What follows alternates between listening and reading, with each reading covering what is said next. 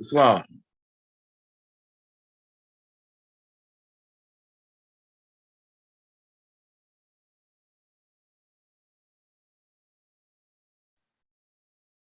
Islam, Deputy Counsel Jones setting up the live.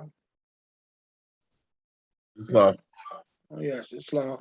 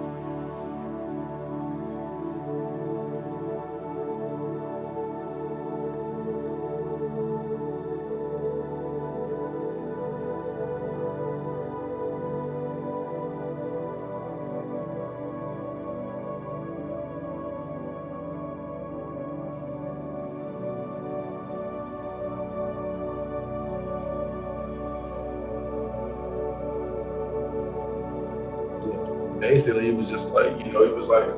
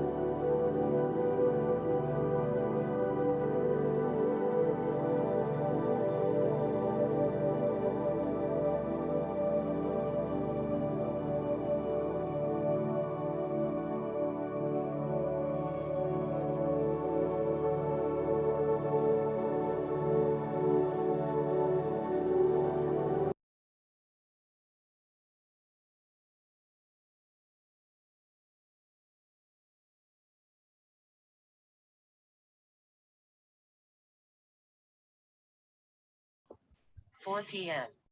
Islam is the aim while we can get started with the prayer.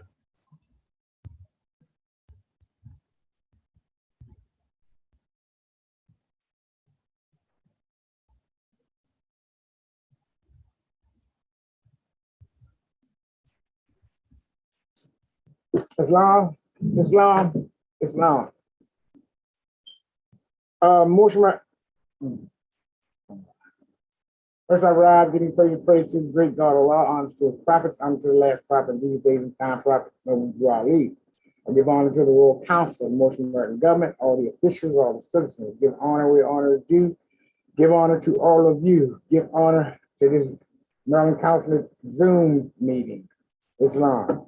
Motion American prayer. Allah, the Father of the universe, the Father of love, truth, peace, freedom, and justice.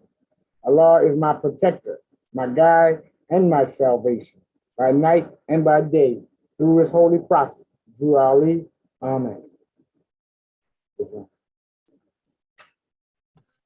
Islam.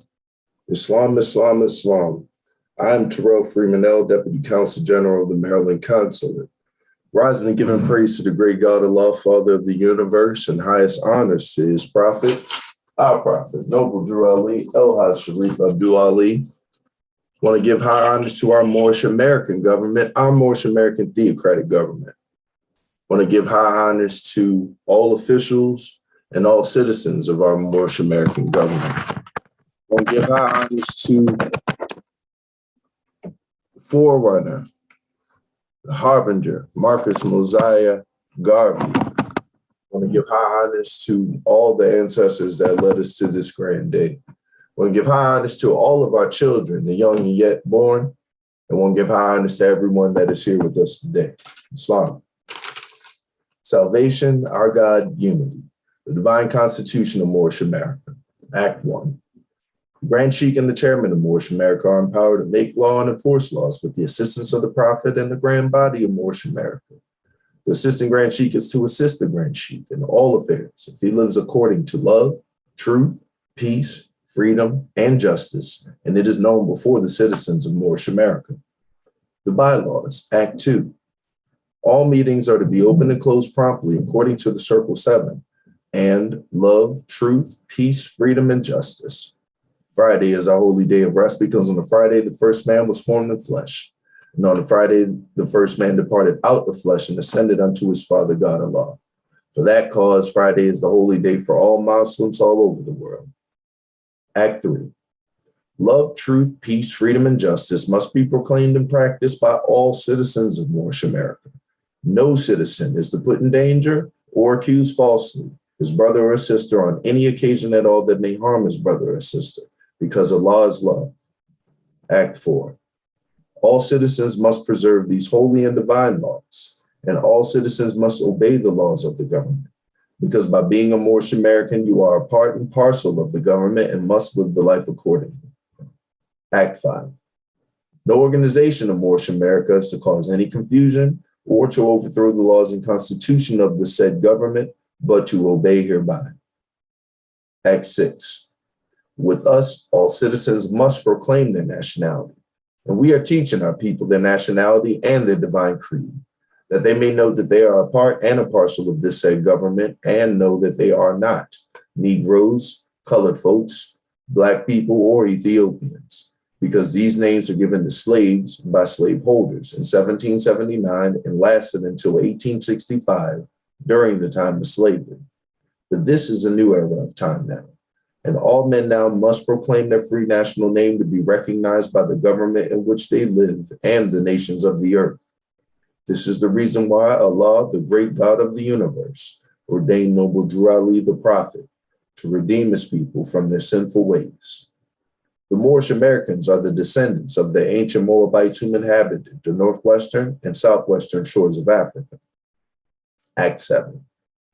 All citizens must promptly attend their meetings and become a part and a parcel of all uplifting acts of Moorish America. Moorish Americans must pay their dues and keep in line with all necessities of Moorish America, and then you are entitled to the name of faithful. Husband, you must support your wife and children. Wife, you must obey your husband and take care of your children and look after the duties of your household. Sons and daughters must obey father and mother and be industrious and become a part of the uplifting of fallen humanity. All Moorish Americans must keep their hearts and minds pure with love and their bodies clean with water. This divine covenant is from your holy prophet, Noble Drew Ali, through the guidance of his Father God Allah. Prophet Noble Drew Ali, peace and blessings be upon him, founding father and framer of the divine constitution and bylaws of Moorish America. And now that this meeting has been opened according to law, we say Islam, Islam, Islamism.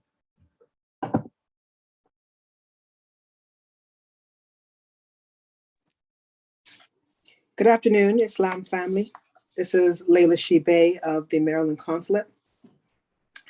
I'll be reading the chapter of the week this afternoon, but before I do, let me rise and give perfect praise and thanksgiving to our Father, God Allah, and highest of honors to our Prophet, Noble Drew Ali, as well as to all divine and national prophets. Let me extend honors to our Moorish American theocratic government and indigenous nation, honors to its officials and its citizens, and special honors goes out to the children of the nation. Let me send honors to my Moorish kin everywhere and to all things Moorish. Honors to my Moorish kin putting on this class this afternoon, and honors to all of those participating via social media. The chapter of the week is chapter 14, entitled Yehoshua Spake on the Unity of Allah and Man to the Hindus. Benares is the sacred city of the Brahms, and Benares, and in Benares, Yehoshua taught. Udrika was his host. Udrika made a feast in honor of his guests, and many high-born Hindu priests and scribes were there. And Yehoshua said to them with much delight, I speak to you concerning life, the brotherhood of life. The universal Allah is one, yet he is more than one. All things are one. By the sweet breath of Allah, all life is bound in one. So if you touch a fiber of a living thing, you send a thrill from the center to the outer bounds of life. And when you crush beneath your foot the meanest worm, you shake the throne of Allah and cause the sword of life to tremble in its sheath. The bird sings out its song for men, and men vibrate in unison to help it sing. An ant constructs its home, the bee its shelter comb, the spider weaves her web, and flowers breathe to them a spirit in their sweet perfume that gives them strength to toil. Now men and birds and beasts and creeping things are deities made flesh. And how dare you kill anything? It is cruelty that makes the world awry. When men have learned that when they harm a living thing, they harm themselves, they surely will not kill nor cause a thing that Allah has made to suffer pain. A lawyer said, I pray you, Yehoshua, tell who is this Allah you speak about? Where are his priests, his temples, and his shrines? And Yehoshua said, the Allah I speak about is everywhere. He cannot be encompassed with walls, nor hedged about with bounds of any kind. All people worship Allah, the one, but all people see him not alike. The universal Allah is wisdom, will, and love. All men see not the triune Allah.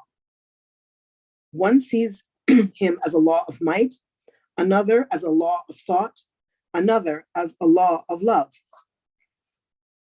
A man's ideal is his God, and so as man unfolds, his God unfolds. Man's God today, tomorrow is not God.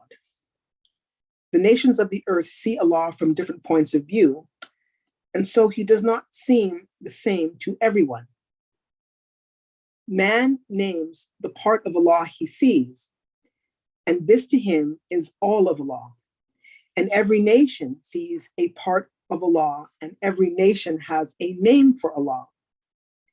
You Brahmins call him Parabrahm. In Egypt, he is Thoth. And Zeus is his name in Greece. Jehovah is his Hebrew name. But everywhere he is the causeless cause, the rootless root from which all things have grown. When men are afraid of Allah and take him for a foe, they dress up other men in fancy garbs and call them priests. And they charge them to restrain the wrath of Allah by prayers. And when they fail to win his favor by their prayers, to buy him off with sacrifice of animals and birds. When man sees Allah as one with him, as Father Allah, he needs no middleman, no priest to intercede. He goes straight to him and says, "My father got Allah." And then he lays his hand in Allah's own hand, and all is well. And this is a law. You are each one a priest just for yourself, and sacrifice of blood Allah does not want. Just give your life in sacrificial service to the all of life, and Allah is pleased. When Yehoshua said thus, he stood aside. The people were amazed, but strove amongst themselves. Some said, "He is inspired by Holy Brahm." Others said, "He is insane." And others said, "He is obsessed. He speaks as devils speak." But Yehoshua tarried not. Among the guests was one, a tiller of the soil, a generous soul, a seeker after truth, who loved the words that Yehoshua spoke. And Yehoshua went with him, and in his home abode. Islam. Gratitude for allowing me to read. Islam, Islam, Islam. First, I want to rise and praise Almighty God Allah. I want to give honor to our holy prophet, Noble Drew Ali. I want to give honor to the indigenous nation and theocratic government of Moorish America. I want to give honor to our divine constitution of Moorish America. I want to give honor to Act 1 of said constitution. I want to give honor to all officials in Moorish America. I want to give honor to all citizens in Moorish America. And I want to give a special honor to our children, our babies in Moorish America. I want to give honors to our Moors who opened our meeting according to law. I want to give honors where honors are due. I want to give honors to each and every one of you who have joined us for this Sunday, February 13th, 2022, Maryland Consulate Zoom class. Once again, want to give high honors to all Moors who have joined us on the panel, and also any of our family and kin that's watching us on Facebook.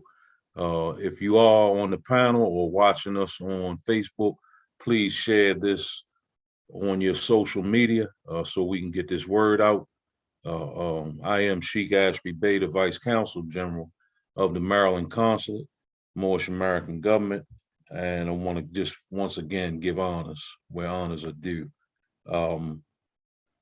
Moors, we have a special class in store for the family today.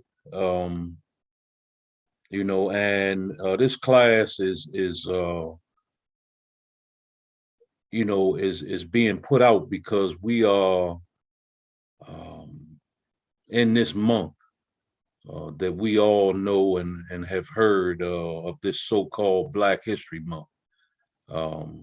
You know, so this class is being put out, you know, to really understand where all of this silliness that goes back to the race game, racism, where all this stuff is coming from, you know. So our title for today's class is The Evolution of Europeans and the Mythical White Race, you know. And, you know, when I say that, mythical white race, I'm not being radical or divisive or anything like that, but that term, white race, it is a myth.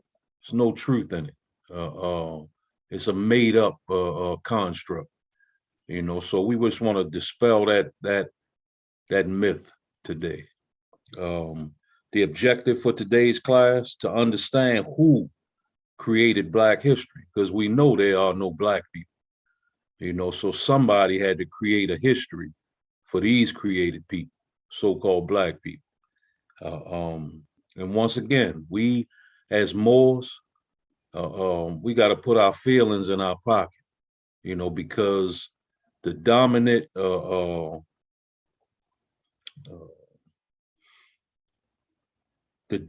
group that a lot of times has their foot on our neck, they study our nature. They study how we are always in our feelings, and they play on our feelings. You know, so we got to put those feelings in our pocket and understand that we are in a war, you know, a war for survival of our people. and if we are demonstrating feelings, we're not going to be able to catch the games that they play with their game called racism. So once again, our title for today is The Evolution of Europeans and the Mythical White Race. To understand who created Black history is the objective. We have several words to define: legal status, albinism, Negro, Black, colored, and white. We'll be coming from several resources from our divine constitution of Moorish America, Act 6 specifically. We also be coming from our Holy Quran of Moorish America, Circle 7, chronological order, chapter 11, the friendship of Yehoshua and Lamas. Yehoshua explains to Lamas the meaning of truth, page 15 and 16. Also be coming from two YouTube videos that we do not own the rights to, and they are the first white man was Black, and also the birth of a white nation. Now, once again, our YouTube videos have a lot of good information in them, but understand that as educated as our people become, they still don't want to give up these slave titles of Negro, Black, colored, African American, and they definitely don't want to give their master's title up, white man. So we will hear those words in these videos, but understand if they talking about the so-called white man, they talking about Europeans, and if they talking about so-called Black man or African American man, they talking about Moors. When the floor is open, our question on the floor for discussion will be: did they, in parentheses, the European elite plantation owners, label you Negro, Black, colored because they hated you or because they needed a perpetual cash cow? Once again, question on the floor when the floor is open: did they, the European elite plantation owners, label you Negro, Black, colored because they hated you or because they needed a perpetual cash cow? And before we get started on our vocabulary, I'm gonna call on our Counsel General, Dr. Malik El-Bey, and see if he has any words of wisdom for us. Islam, you there, General? Islam, Islam, Islam. First and foremost, I rise and give praise to Almighty God Allah, give it honor to our Holy Prophet Noble Jew Ali. El-Haj Sharif Abdul Ali, that is. I want to give honor to our theocratic government of Moorish America. I want to give honor to all of our officials of Moorish America. Give honor to all of our children of Moorish America. Give honor to all of our people all over the planet Earth, for they are indigenous to the planet Earth. And I want to give honor where honors actually due. Give honor to each and every one of you, everyone who is participating on the panel today. And I want to give honor to all of our listeners out there on social media and Facebook, live, YouTube, and etc. All praises be to Almighty God Allah, and honor where honor is due. Welcome. Gratitude. Islam and gratitude for those words, General. As always, much love to you, Mo. Gratitude for all that you do. We're gonna jump right into our vocabulary words, and I'm gonna ask for 2 or 3 more to come forth with their definitions. And as we are defining these words, let's think about the title, the evolution of Europeans and the mythical white race. Let's think about the objective to understand who created Black history. Let's recall that definition that we gave for racism several Sundays ago, because we get caught up in our feelings when we deal with the word racism. But racism truly is a competition between ethnic groups to control wealth, power, and resources. That's all racism is. You know, it don't have anything to do with who you are, what you believe, none of that. It's about economic power, resources, wealth, all of that, you know, and who's going to control it. So as we are defining our words and going into this lesson, let's remember that. So our first word is legal status. We have our Grand Secretary of State, Dr. Sharon Khadijah Bey's hand, and then we also have the Mighty Moose's hand up, and behind him is Minister Anwar Ali El. Islam. Islam. Dr. Sharon Khadijah Bey rise, giving praise to God Allah, honest to his prophet, honest but honest due, honest to divine guidance, honest to Act One in Moorish America, honor to all the Moors online and on live, Facebook, and most important, honor to our citizens and children. For legal status, I had legal status is a status defined by law. It is the standing of an entity. Islam. Islam is a grand measure, Grand Secretary of State. Gratitude for that, and you know, opening that door for us, you know, with that grand measure. Then we have the Mighty Moose's hand up. Islam. Want to rise and give perfect praise to the creator of all, the Almighty Allah, his holy prophet, Noble Drew Ali, the forerunner, Marcus Mosiah Garvey, our theocratic government, the Maryland consulate, all my Moorish kin, everything that is Moorish, all the youth, and yet born, I say peace, love, and gratitude. My definition for legal status from jurisprudence, the collection of rules imposed by authority. Quote, civilization presupposes respect for the law. The great problem for jurisprudence, to allow freedom while enforcing order. That is definitely from the European perspective. Islam. Islam, and gratitude, Mighty Musa, for that grand measure. Just, you know, adding it on, gratitude. Come on, Minister Anwar. Islam Moors, having already risen. Legal status, the rights, duties, capacities, and incapacities which determine a person to a given class. Islam, gratitude for that.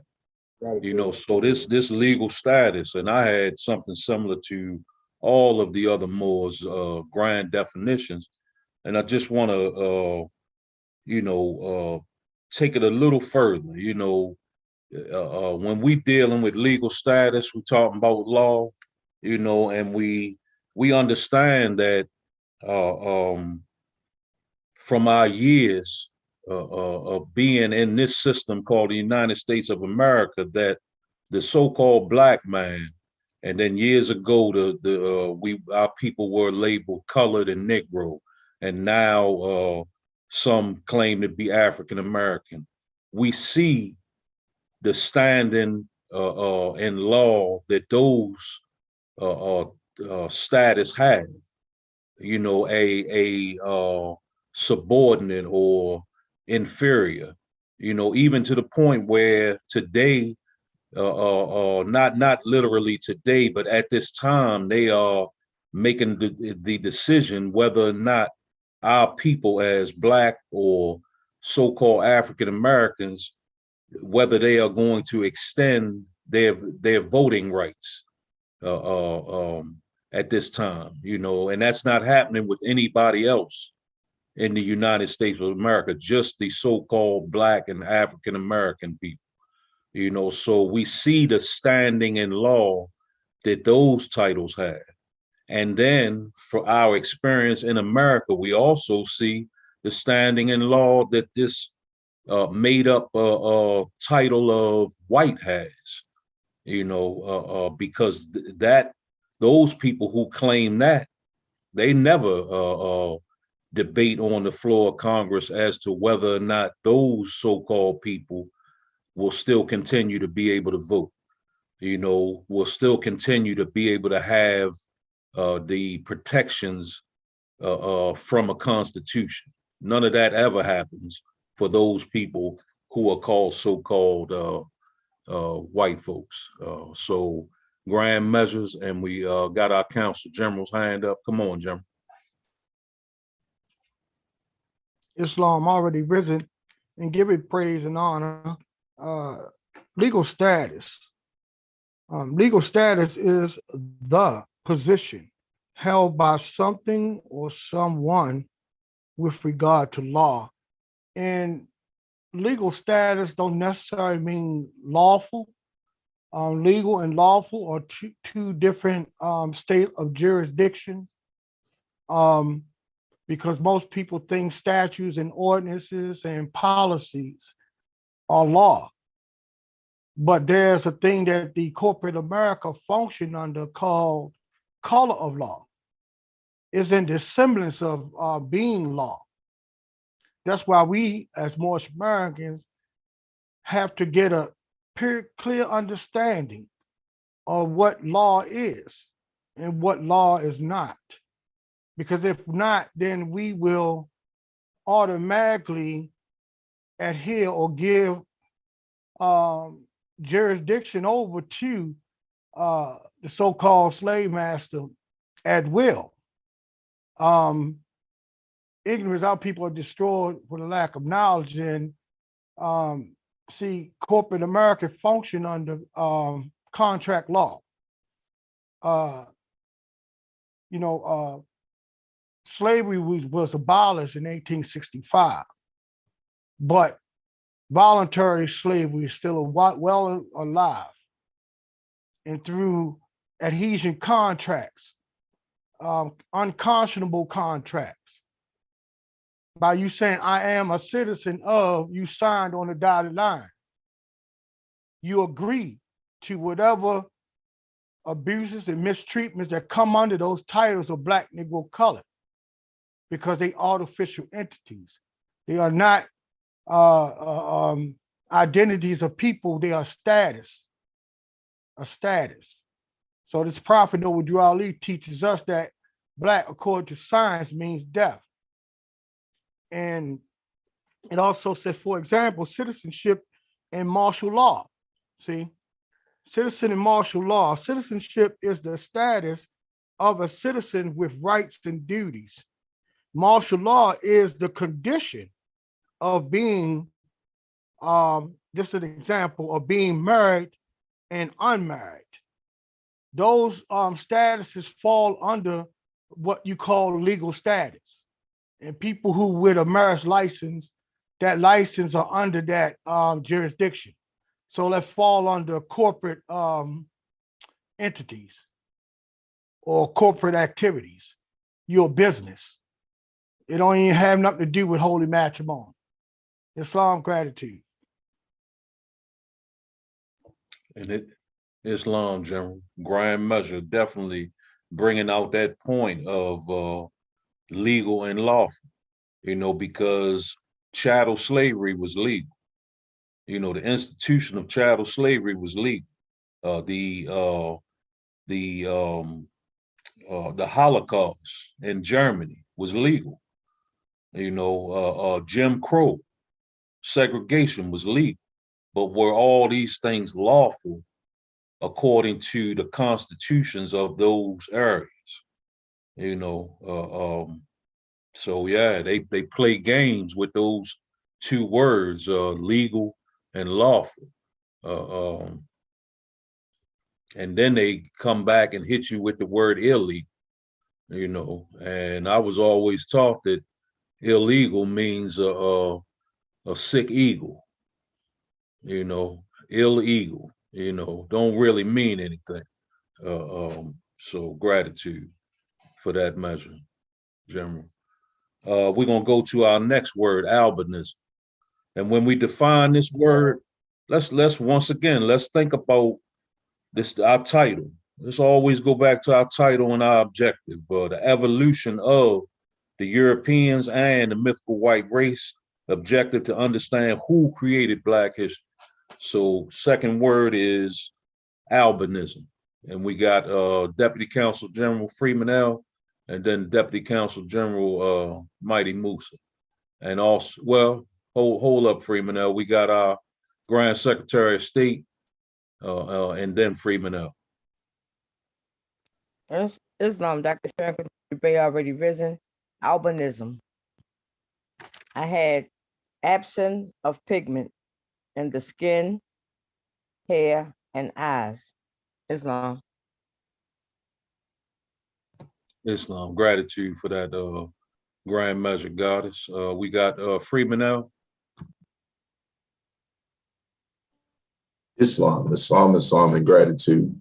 I'm Terrell Freeman L., the Maryland Consulate. Praise and honors reiterated. So for albinism, there were some things, small contributions. So albinism, the noun, one of the things that comes up is a congenital absence of pigment in the skin and hair and in the eyes. And there also, it's a grand scholar from our family, Dr. Frances Cress Welsing, as well as Dr. Neely Fuller, one of her teachers, and plenty of others. But Dr. Frances Cress Welsing was a major contemporary component in redefining our understanding and a scholarly understanding of albinism, this white race, white, so forth and so on. And she also, just putting it out there for the kin and wrapping it up, she also made reference to the origin of this albinism when we go into the genes of it all, the genes of ISIS, if you will. And at some point in time, in cycle ages and events, things happen. And at this particular time, albinism became something that was a part of the human history, leading up to what we would know now, looking back on things, as European history. But once upon a time, it was all one, the same way it is now.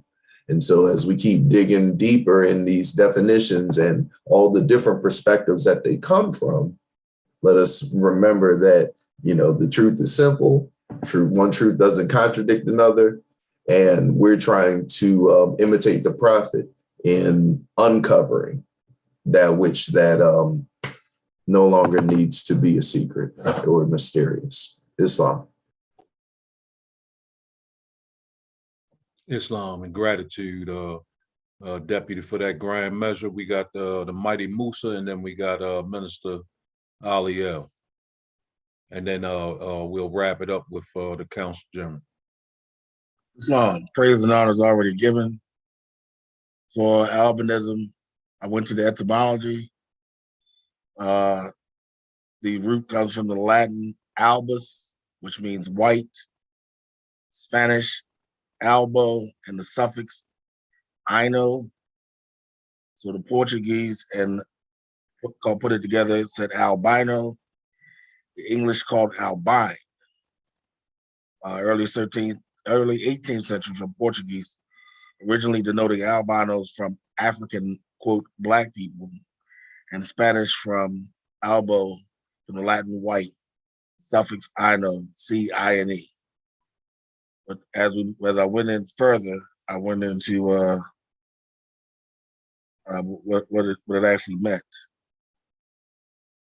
deeper into the etymology, and it says a person of pale, milky complexion with light hair and pink eyes, also used of an animal characterized by the same condition, or plant with white leaves or flowers.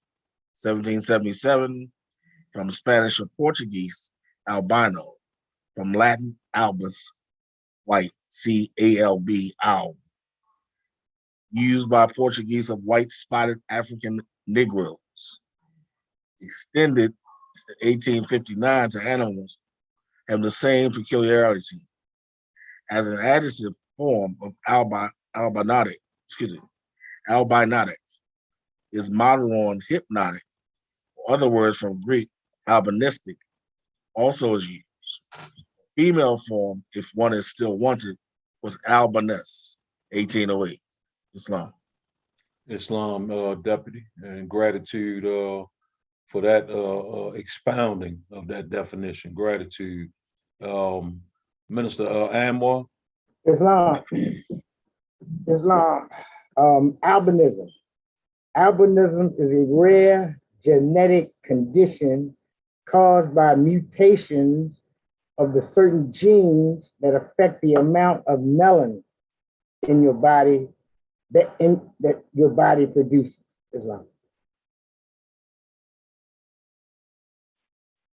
Islam, and gratitude for bringing that term up, melanin, Minister. That's a grand measure. Come on, Council General. Islam already risen. Two words that's related to Albion. It's Albin. I think the Deputy Council General mentioned a word related to the family. This root word, albinus and albinatus, and this comes from the Black Laws Dictionary. Albinus means a stranger, alien, or foreigner. Albinatus means is Old English, old subhanallah, old French law, the state or condition of an alien or foreign. The Moorish used to identify the Albions as that word Albion, and linked to what we call the people who our people identify as pilgrims,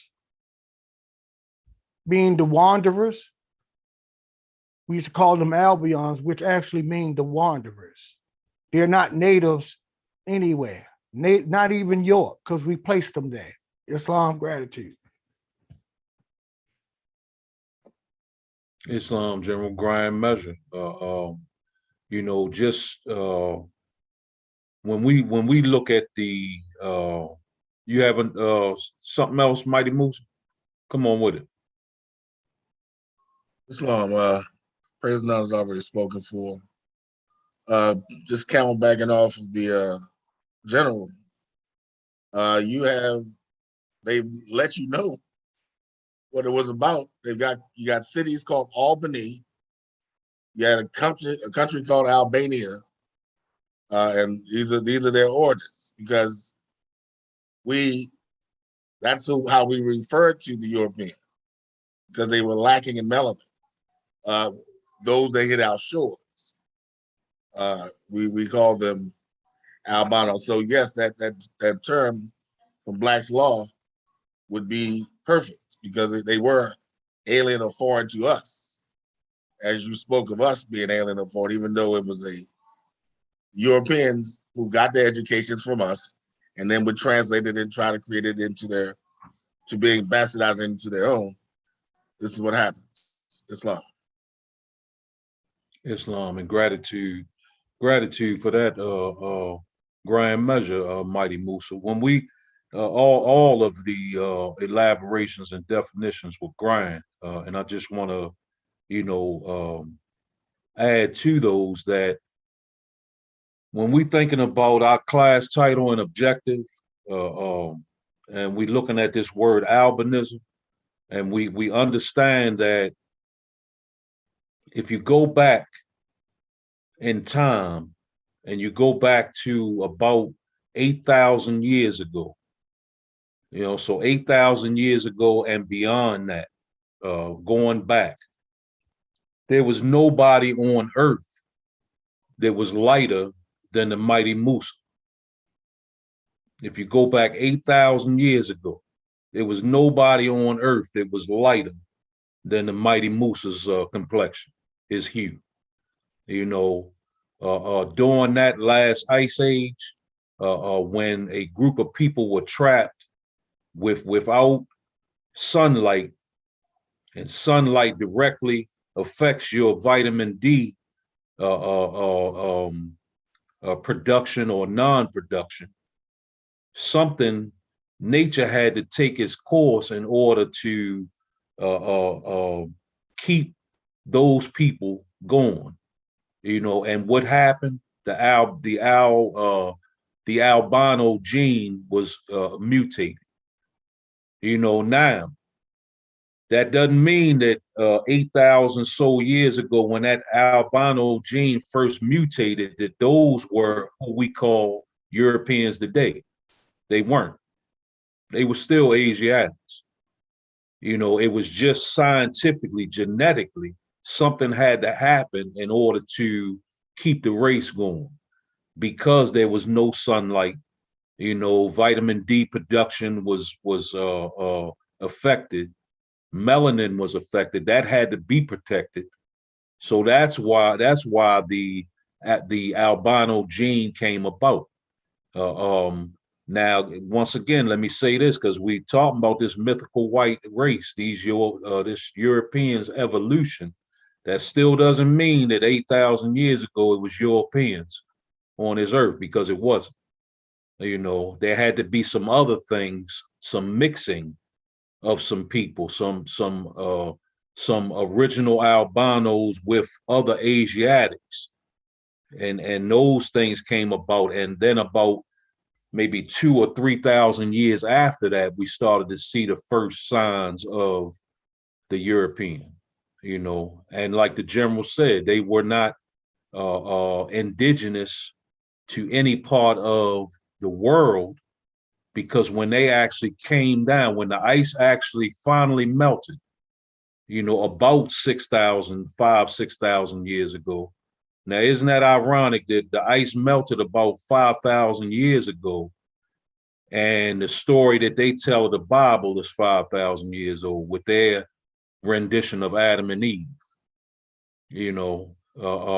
So when they finally came down from the caves of Eurasia, and they came into Europe and Eastern Europe and Asia, what we call Asia today, when they came down, who did they see there? They saw Moors, because Moors was in Europe and Asia first, 30, 40,000 years ago. So just want to give honors for all those definitions. And you still have your hand up, General? Something else to add? Yeah, Was that Islam. all? Islam. Yeah, I just wanted to add to when we was calling ourselves the ancient Moabites. We gathered up as many blonde haired, blue eyes, elbow paleo Ibrids, as they could readily find and place under quarantine. We placed them under quarantine en masse. The authorities summarily proceeded to transfer the elbow across the great Atlantis to the land of Anglis or angels. The land of angels or angels is known today as the British Isles, or what is called England. In England, many savage Negroes were killed at the Piedras Negras. See, the word Negro is a misplaced word. The original Negro is the European, the Caucasian, or the Albion. And we'll go deeper into that as the class unfolds. Islam, gratitude. Islam. And you talk about those aggressive Anglos. That's where the term Anglo-Saxon comes from. And the Anglo-Saxon, or who we call the English today, those are the ones that try to take the whole world over, and were pretty darn successful with it because of that nature, that violent nature. So gratitude, General, and everybody else who contributed for that word albinism. Our next word is Negro.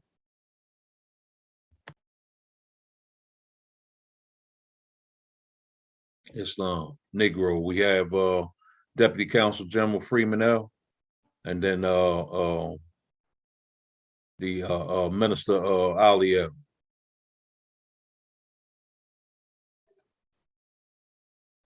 Islam, Islam, Islam, and gratitude. For Negro, I wanted to share something that caught me a little off guard. But what's in my mind, what I'm biting my tongue on, is revisionist history. And I didn't expect to encounter this particular definition in the resources used by Microsoft Word. So for Negro, what it contributed, different than what I expected, was an offensive term for a Black person, often considered an acceptable term in historically established phrases such as baseball's Negro League. Now, Morishkin,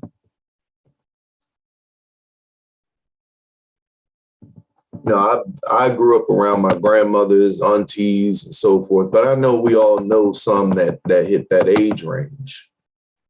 And I'm pretty sure, in all honesty, and keeping the love out front, if we were to ask them humbly, what's a Negro mean to you? What did it mean to you? It would not be said so, I don't even know what to call that, but that's not said eloquently, whatever, but it is a sign of the time. It's kind of PC, politically correct. It is acknowledging historically within an establishment, it was used, but then only cited Negroes and baseball league. That's like in the 50s or 40s. And I'm pretty sure you heard a story or two about Negro well before that, well before any integration into that. So these are the things I'm looking forward to continuing to build on with the contributions of my Moorish kin. Islam and gratitude. Gratitude, Deputy, for that grand measure. We got the Minister Ali L. and then the Council General. Negro, Islam more. Negro. Negro means black in both Spanish and Portuguese language. It derives from a Latin word, nigra, of the same meaning, Islam. Islam, gratitude, Deputy, for that grand measure. Come on, General. Islam, Negro / nigger or Niger is a beast. Most of it is, yes, is a beast possessing its own nature and specific, and you can look this up, biogenetic makeup. A Negro is a troglodyte nigger anthropotestis,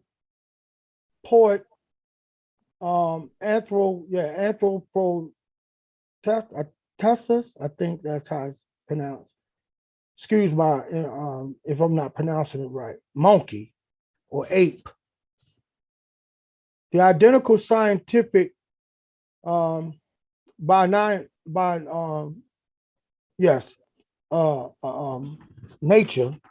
of the T nigger applies to the hybrid or the paleo, being the troglodyte nigger or monkey / caveman. So Darwin's theory is not, it's not strange that Darwin demonstrated his theory. His theory was the evolution of man was from an ape, but he was leaving parts of that history out because our people experimented with the Moabite woman and the troglodyte monkey, or which is called the ape. Because we asked how, we asked how did they lose the melon? You know, So all of this is involved in that creation. Islam, gratitude. Islam. Gratitude for that grand measure, Jim. Freeman L, you got your hand back up? Islam and gratitude. I just wanted to count back off that grand measure, all the grand measures of my Moorish kin, but especially what the Council General put forth when he again referenced that one can look it up. I want to make it very trivial because, we're just, truth is simple. Wikipedia, as I was taught in school, is not a scholarly resource, but it's very useful. So if you go to Wikipedia and you were to look up troglodyte, it's going to take you into and through that which the Council General more articulately shared with all of us, because I never knew until, an angel or two showed me the way.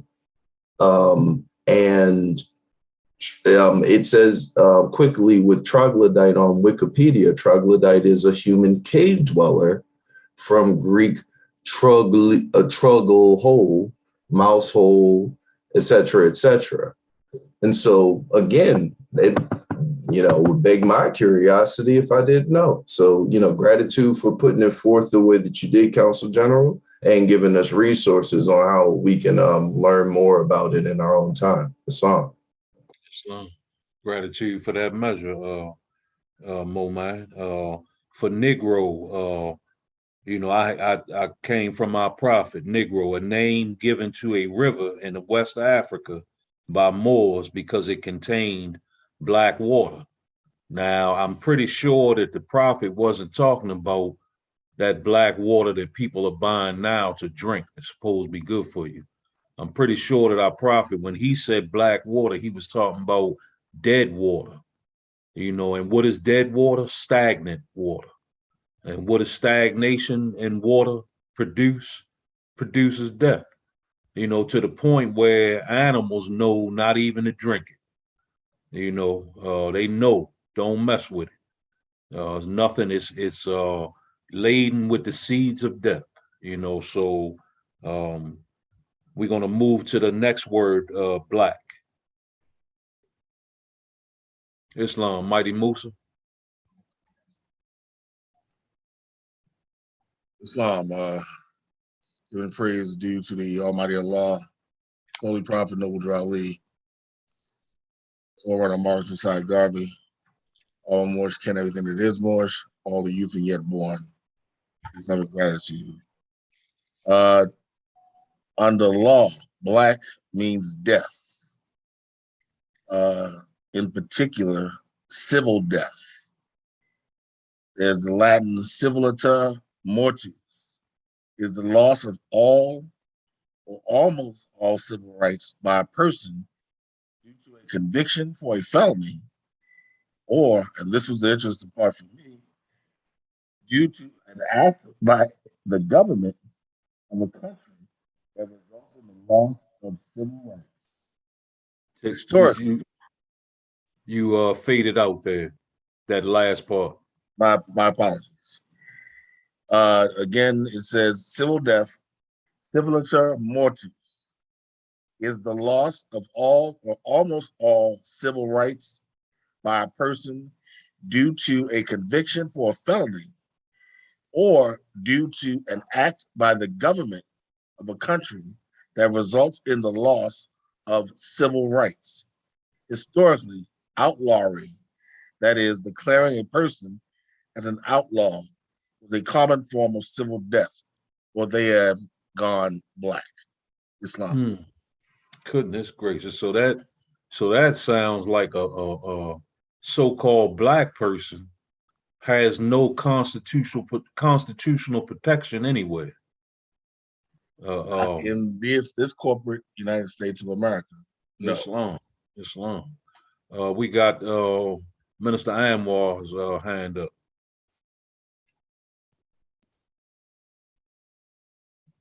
You got your mic muted. Man. I pulled up the etymology of the word black, and it said black. The origin of the word black stretches back to a group of tribes known as the Proto-Indo-Europeans, Islam. Islam and gratitude for that grand measure, Deputy. And also when you dig into that etymology of the word black, it means pale. Mm-hmm. Yep. And that goes right along with what the general was talking about, those troglodytes.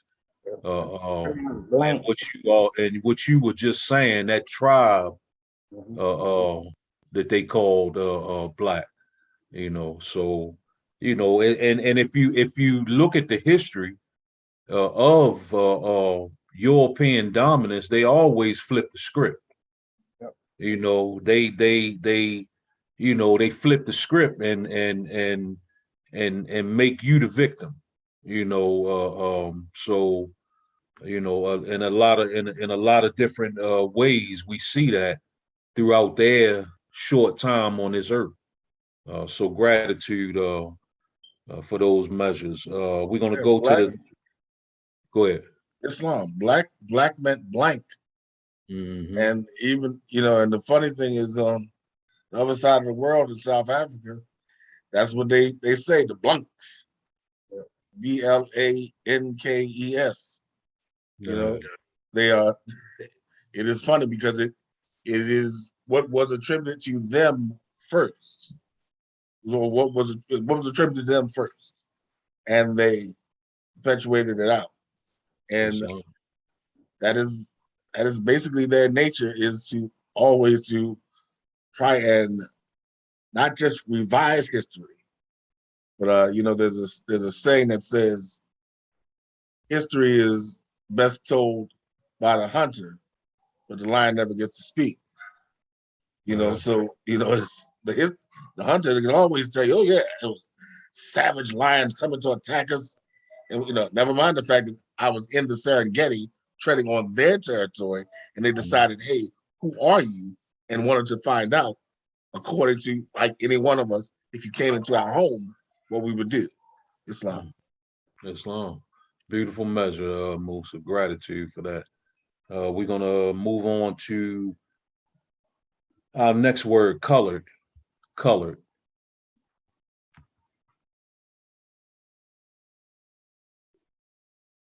So I'll start out. Colored from our prophet. Colored, anything that has been painted, stained, varnished, or dyed.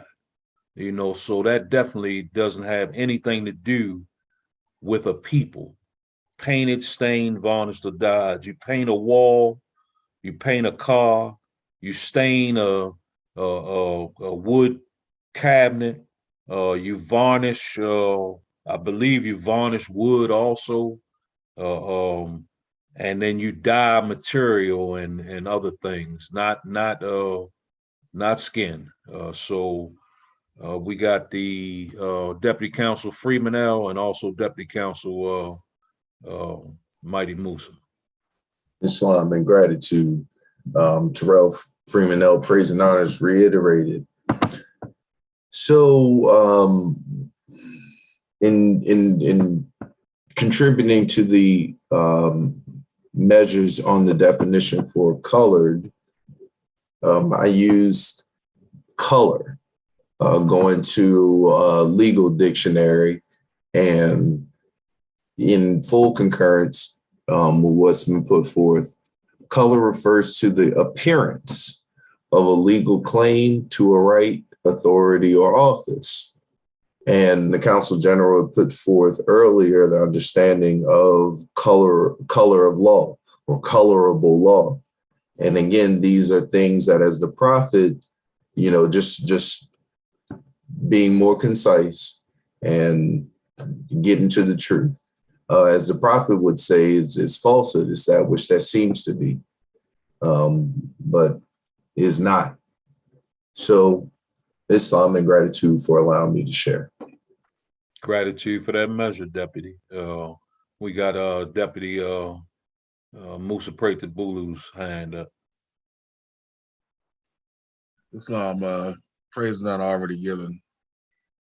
In this definition, the quote unquote authorities and powers that be tend to contradict themselves.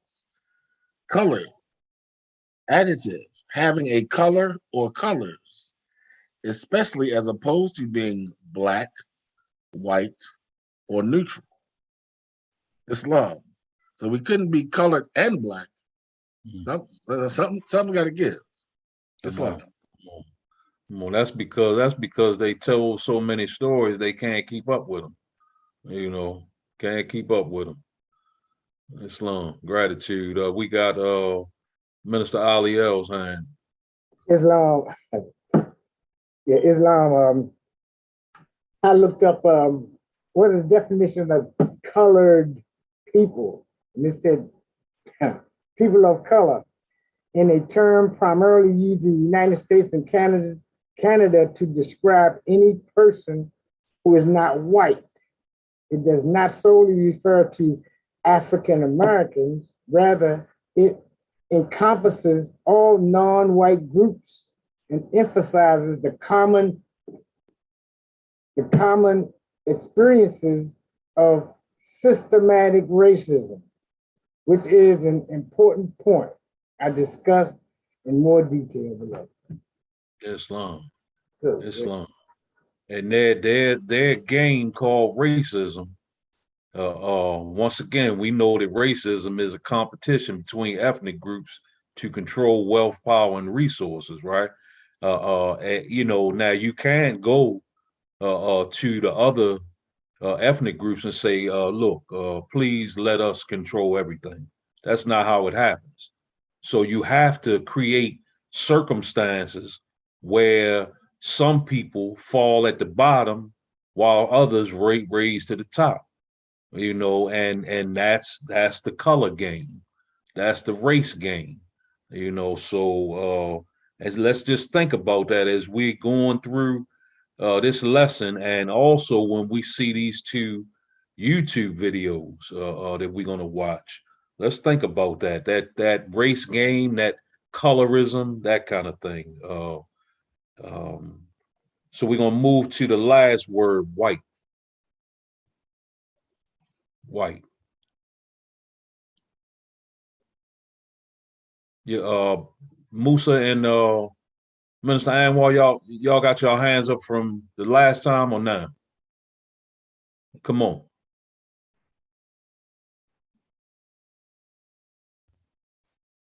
You got your mic. Okay. White, the visible pale part of the eyeball around the iris. Nothing about a person, does it? Islam. Islam.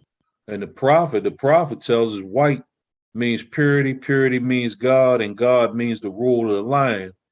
And I just want to go to this definition that I found, and it's from the U.S. Census Bureau.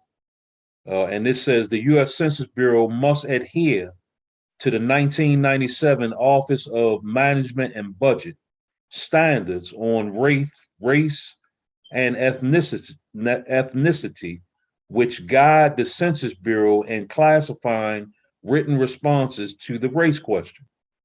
So this Office of Management and Budget's definition for white is any person, a person having origins in any of the original peoples of Europe, the Middle East, and North Africa. Now, right there cuts them out of it. See, because their people lived in Europe in later years, but they're not from the original people of Europe, right? They're definitely not from the original people of the made up Middle East, because it can't be a Middle East if there's not an upper and a lower East. You know, Middle East was created so that, you know, and not speaking radical, but speaking truth, was created so that Israel would not be a part of Africa. That's the only reason that the Middle East was created. They had to separate that, and they went ahead and bit the bullet and said, okay, if we do this, then we're going to have to allow those Arabs not to be in Africa also.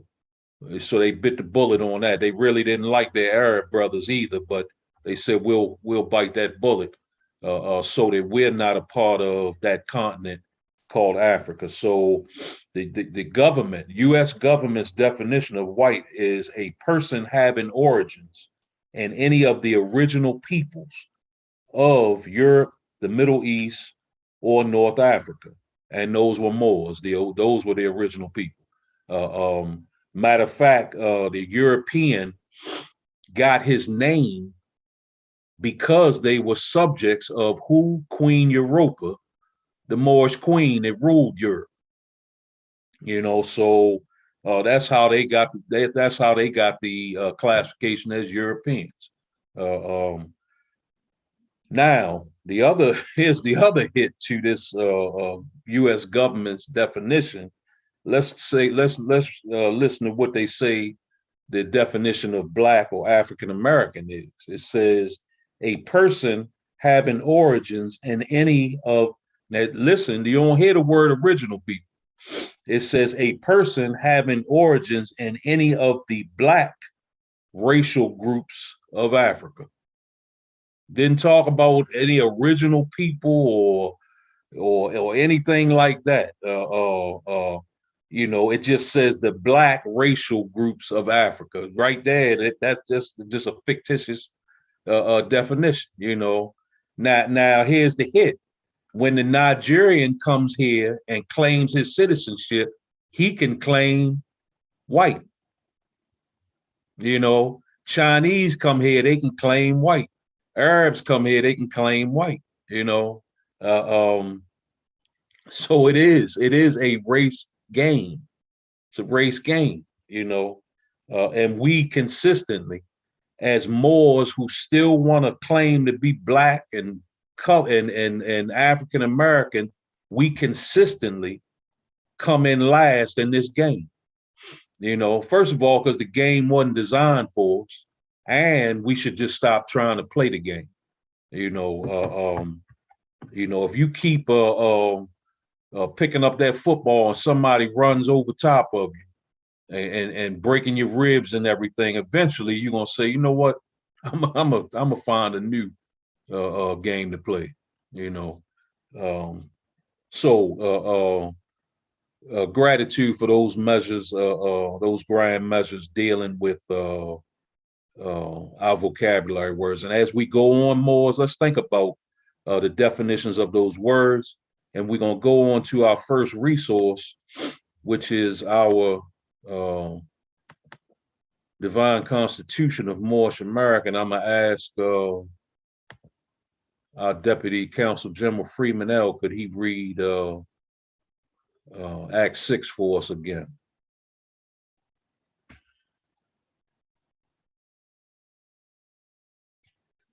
You there, Freeman L.? No problem. Gratitude. Islam. Act 6. With us, all citizens must proclaim their nationality. We are teaching our people their nationality and their divine creed, that they may know that they are a part and a parcel of this said government, and know that they are not Negroes, colored folks, Black people, or Ethiopians, because these names were given to slaves by slaveholders in 1779 and lasted until 1865 during the time of slavery. But this is a new era of time now, and all men now must proclaim their free national name to be recognized by the government in which they live and the nations of the earth. This is the reason why Allah, the great God of the universe, ordained noble Drew Ali the prophet to redeem his people from their sinful ways. The Moorish Americans are the descendants of the ancient Moabites, whom inhabited the northwestern and southwestern shores of Africa. Islam. Islam. Gratitude for that grand reading, Deputy. Now, in Act 6, right, and see, our prophet was a very ingenious man.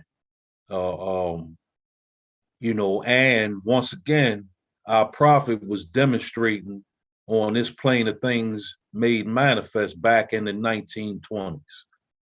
So if you called, especially somebody who looked like they were Negro or colored, called a European at that time, called them European, it would have been some problems. All right. Look at this Act 6. Nowhere in this Act 6 does the prophet say the white man. He says, because these names were given to slaves by who? Slave holders. All right. If there was any such thing as a white man, the prophet would have told us about. So when we deal with Act 6, that gives us our history going back. It also gives us the time that we were subjugated, but it also tells us that it's a new era time now. We got to lay down these shackles. See, because those physical chains have nothing on these mental chains of Negro, colored, and Black. And see, this is what our people have been perpetually dealing with since 1865, those mental shackles of Negro, Black, colored, and now African American. So gratitude for that reading, Deputy. Bear with me 1 second more. We're gonna go into our chapter. Chapter 11, Friendship of Yehoshua and Lamas. Yehoshua explains to Lamas the meaning of truth. Now, I chose this chapter because we dealing with truth and falsehood when we dealing with our title to today's class, the evolution of Europeans and the mythical white race. We dealing with truth and falsehood here. We also deal with truth and falsehood when we go to our objective to understand who created Black history. If there's no real people called Black people, and those so-called Black people didn't create their own history, then who created it? So let's get into this because it's dealing with truth and falsehood. Is dealing with all the things that we need to understand in this new era time. It says, among the priests of Jagannath was one who loved the Jewish boy. Lamas Brahmas was the name by which the priest was known. One day, as Yehoshua and Lamas walked alone in Plaza Jagannath, Lamas said, "My Jewish master, what is truth?" And Yehoshua said, "Truth is the only thing that changes not. In all the world, there are two things. The one is truth, the other is falsehood. And falsehood, that which seems to be. Now, truth is art and has no cause, and yet is the cause of everything. Falsehood is not, and yet it is the manifest of right. Whatever has been made will be unmade. That which begins will end. All things that can be seen by human eyes are manifest of art, are not, and so must pass away. The things we see are but reflexes just appearing, while the ethers vibrate so and so. And when conditions change, they disappear. The holy breath is truth, is that which was and is and evermore shall be. It cannot change nor pass away. Lamas said, "You answer well. Now, what is man?" Here's the hit, Mose. What is man? And Yehoshua said, "Man is the truth and falsehood strangely mixed. Man is the breath made flesh, so truth and falsehood are conjoined in him, and they strive, and naught goes down, and man as truth abides." Again, Lamas asked, "What do you say of power?" Now, when we hear about this power, Moors, let's think about racism.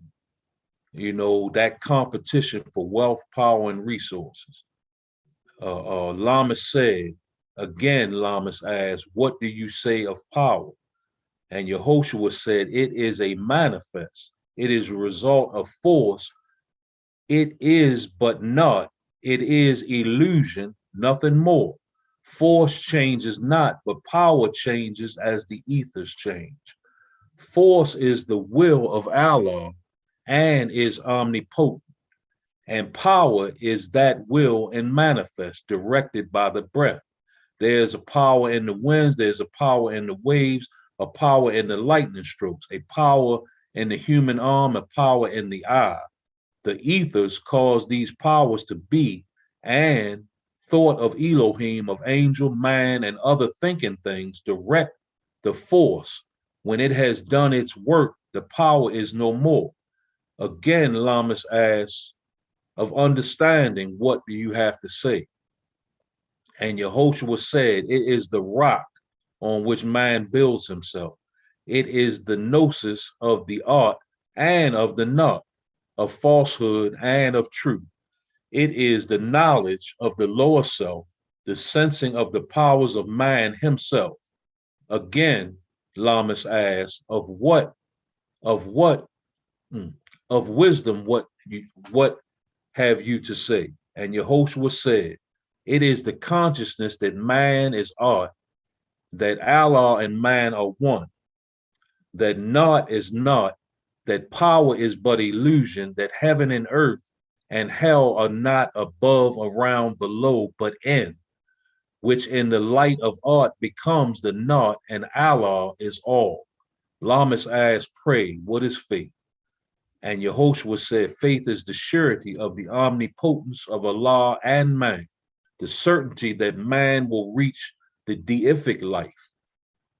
Salvation is a ladder reaching from the heart of man to the heart of Allah. It has 3 steps. Belief is first, and this is what man thinks perhaps is true. And faith is next, and this is what man knows is true. Fruition is the last, and this is man himself, the truth. Belief is lost in faith, and in fruition, faith is lost. And man is saved when he has reached deific life, when he and Allah are one. So, Moors, I chose this chapter for this demonstration because everything that we deal with in this United States, as far as the race game, colorism, all these different things, it's not. You know, it is truth and falsehood strangely conjoined. You know, it is literally a shell game with no shells and no ball. You know, always moving the shells around and then asking you, okay, where's the truth? Where's the truth? You know, and guess what? They so slick, they don't even really have a ball anymore. It's just all shells going around. So you can never find the truth because there's no truth in there. There's no truth in there. There's the prophet told us almost 100 years ago, there's no such thing as a black man, a Negro man, a colored man, an Ethiopian man, and in these days, an African American man. There's no such thing. He also told us there's no such thing as a white man. You know, as far as legal status in this United States of America. Prophet always talked about the Europeans. If the Europeans and other nations are helping me, why not you? The Negro problem is ours. See, if the prophet is saying that there's a problem that is called Negro, we know we got to throw that thing off, and we know that we gotta instruct our people of how much of a cancer these words are to us. See, we play around with things that are really cancerous, but on the surface, they but they not that bad. You know, we can still get the trick or treat candy as long as we do it in the church. If we do it in the church, then it's okay. you know. But no, you are playing around with some things that you don't need to be playing around with, that have no truth, no basis, you know. We can still celebrate Christmas. We can still do these things. They're not that bad. They're not hurting anybody. Okay, look at our history since 1865, and then look at it without your feelings. Look at the statistics, look at the numbers, and then come back to me and say it's not hurting us too much. See, this is what's called taking a serious look at our conditions. And see, this is what our people have not wanted to do. And also, this is what our so-called leadership has not done. You know, so this race game is serious. This mythical white race, yeah, they may be mythical, but they did some damage. They did some damage. And now we have the remedy, Professor Drew, all right? And we gotta take the knowledge that we have accepted from the Professor Drew and give it to our people. And that's what we're doing. You know, so we got two videos, but I'm only gonna show one. That, you know, the first shorter video talked about the evolution of the European, and we went into that as far as the vocabulary words, dealing with white, dealing with albinism, dealing with you know, them original Asiatics being caught in a ice age. See, people don't know this. A lot of people don't know this, but the ice age, the last ice age that happened on Earth, which happened about 130,000 years ago, it happened so fast that archaeologists are finding animals with food frozen in their mouth. They were in the process of eating, and they froze that quickly. Food going down the esophagus of different animals. You know, so the temperatures went from a temperature where life could be flourishing within minutes, hours, everything frozen. So the people that were there up in Europe, which were our people, which were Asiatics, right? They had to get somewhere to get protection from this sudden cold. And where did they go? They went into caves that stretched from what we call the British Isles all the way to Mongolia. That cave system, it's just not in Asia. That cave system goes from what we call the British Isles all the way to Mongolia. You know, so we had a whole subgroup of our people flee into those caves. Now, they weren't there for 2 weeks. They weren't there for a couple of months. They weren't there for 5 years. They were there for 100,000 years, a long time. Now, imagine, think about, here's a prime example. Look at some of your pictures that you may have taken of yourself during the summer pre-COVID-19 pandemic. See how dark your skin was because you was out in the sun and going on vacation, going here and there, right? Now look at yourself in pictures that you basically been home for almost 2 years. Everybody is a little lighter. And also when the winter hits. So all summer you out, you're cutting grass, you're doing this, you're doing that. Everybody gets a tan from the sun, right?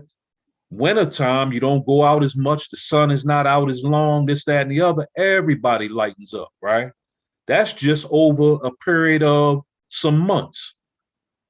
Imagine being somewhere with no sunlight for 100,000 years, 60, 70, 80,000 years, right? The body had to do something in order to survive because we need sunlight. Ain't no question about it. We need it. So the body had to do something. Guess what? That's how great this body is, that the Creator gave us. It'll fix itself, if we do the right things with it. Now, I'm not saying that was a fix, but that was an adaptation to survive. So we don't need to look at the first video because we understand the evolution of the European. Now let's look at this video so that we can see the invention of this mythical white race here in the United States of America. And I want to show this first so that Facebook don't shut us down. This disclaimer says copyright law recognizes that all uses of copyrighted works infringe the rights of the copyright owner. Section 107 of the Copyright Acts states, notwithstanding the provisions of sections 106 and 106A, the fair use of a copyrighted work, including such uses by reproduction in copies or phono records or by any other means specified by that section for purposes such as criticism, comment, news reporting, teaching, including multiple copies for classroom uses, scholarship, or research, is not an infringement of copyright. Fair uses of works do not require permission. So before we show this YouTube video, just want to say we don't own the copyrights to this video, but we are showing it for educational purposes. And it is called, title of this video is Birth of a White Nation. And as we're watching this, let's remember the prophet did say that he was going to make the European tell the truth. So let's listen to this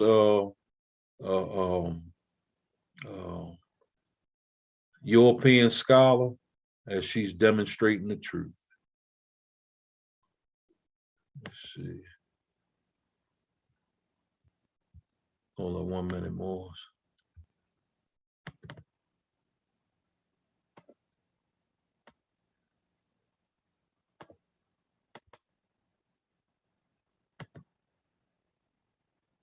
Let's look at this law that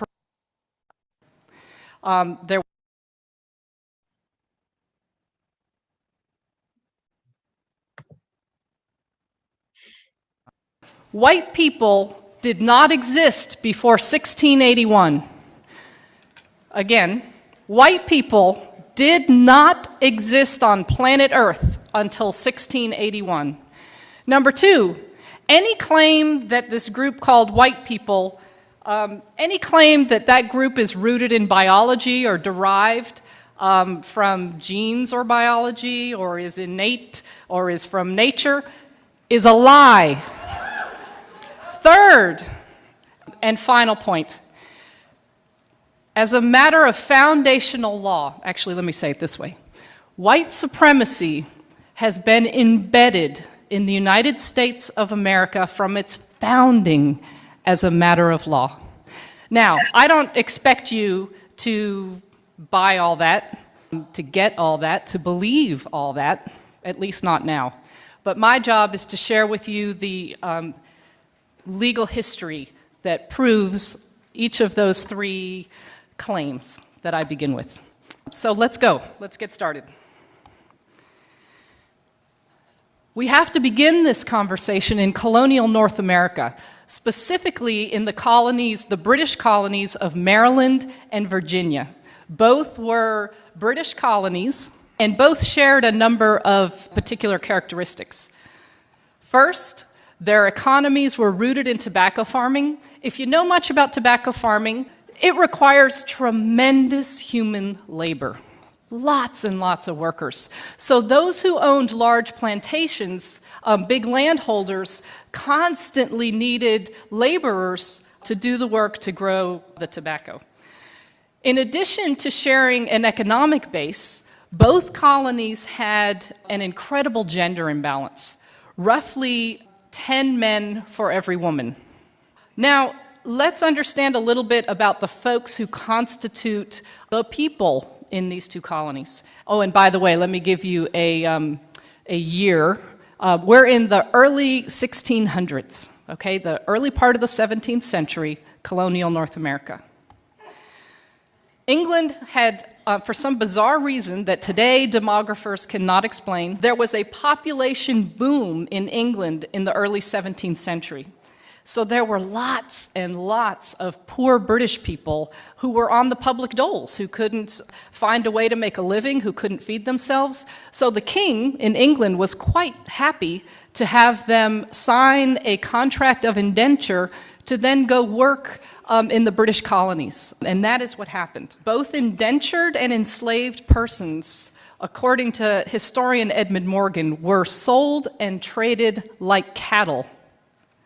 But of course, not all laborers stand equal in terms of their labor agreement or lack thereof. Those who came under a term of indenture worked for a term of years, and presumably this indenture was an agreement that they chose to enter into. The terms of indenture were largely protected by British law, although the terms that took form in colonial North America were quite different than those that existed in England. For example, in England, indentured servants could marry because that was viewed as the way to produce the next group of workers. In this country, indentured servants were prohibited from marrying, and if women were unfortunate enough to get pregnant during their term of indenture, they added usually about 7 to 9 years onto their term of indenture and 1 year to the father. Slavery, of course, was a status that came with life, work for life. There was neither British law nor international law to prohibit or restrict slavery. What we do know is that at this time period in colonial North America, there were free persons of African descent. We know that landholders freed slaves. They did so in wills. They did so by allowing them to purchase their own freedom or the freedom of a family member. The vast majority of workers, laborers, in colonial North America at this time were British men, British workers, the vast majority. There were some women, there were some European laborers from Portuguese, Dutch, folks from Ireland and from Scotland are also revealed in the records, but the vast majority were British men. There were small numbers of persons of African descent, and there were even smaller numbers of members of native tribes. But in this slide, I'm trying to capture the socioeconomic ladder, and really that ladder should be about as long as this room. The landholding elite are, in today's parlance, that's the 1%. And the vast majority of folks who were in the colonies were laborers. Again, they were British, other Europeans, Africans, and members of native tribes. Here's what I find folks have the most difficult time with. We tend to really struggle with getting a good picture of social life, the social context at this juncture. We're very good at understanding the social relations that exist later, and we'll talk about those in a moment. But pre-Bacon's Rebellion society is something that we generally in this country struggle to grasp. So I'm going to do my best to paint a broad stroke picture of this time period. What we know is that British and African laborers worked, ate, and slept together. Furthermore, the evidence from this period, which covers the first 3/4 of the 17th century, that the anecdotal evidence reveals that they lived under similar conditions and faced the same opportunities and chances to make it once one was free of their term of service, whether free of enslavement or free of indenture. So let's review this. British laborers constituted the vast majority of the populations in both colonial Maryland and colonial Virginia. All men, of course, because the law of coverture, let me tell you something about that law of coverture. The law of coverture is derived from British common law, and it structures marriage. And this is how Barrister Blackstone famously described the law of coverture. In marriage, the man and the woman become one, and the one is the man. You didn't have the right to retain your own wages. You couldn't create estate planning, wills, or trusts without the approval of a man. So all men who were free of indenture or enslavement faced the same opportunities in these colonies as a matter of law. For example, free men of African descent could own servants or slaves, and they did. They could vote, and they did. They could marry persons of the opposite sex. God, and I love that I have to make that qualification now. Woo! They could marry persons of the opposite sex regardless of national origin, and they did. In fact, marriages between men of African descent and women primarily of British descent were not uncommon at all. In one county, 1/2 of the free men of African descent were married to a European woman. There was a challenge to these marriages, but it did not come from the masses. It came from elites, and that's what we're going to talk about next. All right, this little depiction is meant to be a depiction of the lawmakers in Maryland, colonial Maryland lawmakers. They passed a law in 1664 punishing, and I quote, British and other freeborn women who marry enslaved Negro men. The punishment for entering into these marriages was that the woman herself would be enslaved for her husband's life, and any children they have would be enslaved into their 20s. Now imagine that you are a plantation owner. That's not a bad deal. I get more property. I like that. And that is exactly what happened. Rather than deter these marriages, which is the express intent of the law of 1664, rather than deter them, these marriages were encouraged by property owners because that, in fact, that such a marriage increased their property value. This law of 1664 represents, if not the first, certainly the precursor to anti-miscegenation law. These are laws that punished or prohibited marriage between, notice that white people didn't exist yet in 1664, at least as referenced in that law. But most generally speaking, anti-miscegenation law prohibited and punished marriages between a white person and a specific non-white person or persons. Let me be really clear. I read all the time in history books, in academic texts, and I read anti-miscegenation law described as prohibiting interracial marriage. That's not correct. For example, a member of a native tribe could marry a person of Chinese descent. Both were understood as racially distinct, but never did anti-miscegenation law prohibit such kinds of marriages. The only marriages that anti-miscegenation law prohibited were those between a white person and always a person of African descent, and sometimes various other groups. Okay, so just so we're really clear about anti-miscegenation law and its link to whiteness. A couple other things to note about anti-miscegenation law. It's not derived from British law. Anytime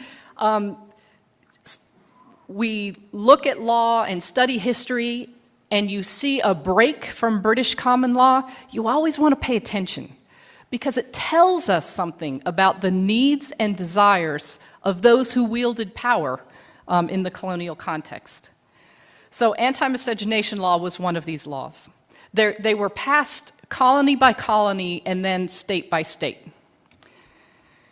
It's a really important area of law for a number of reasons. But for our purpose this morning is because it's where this human category called white first appears on planet Earth, the first time.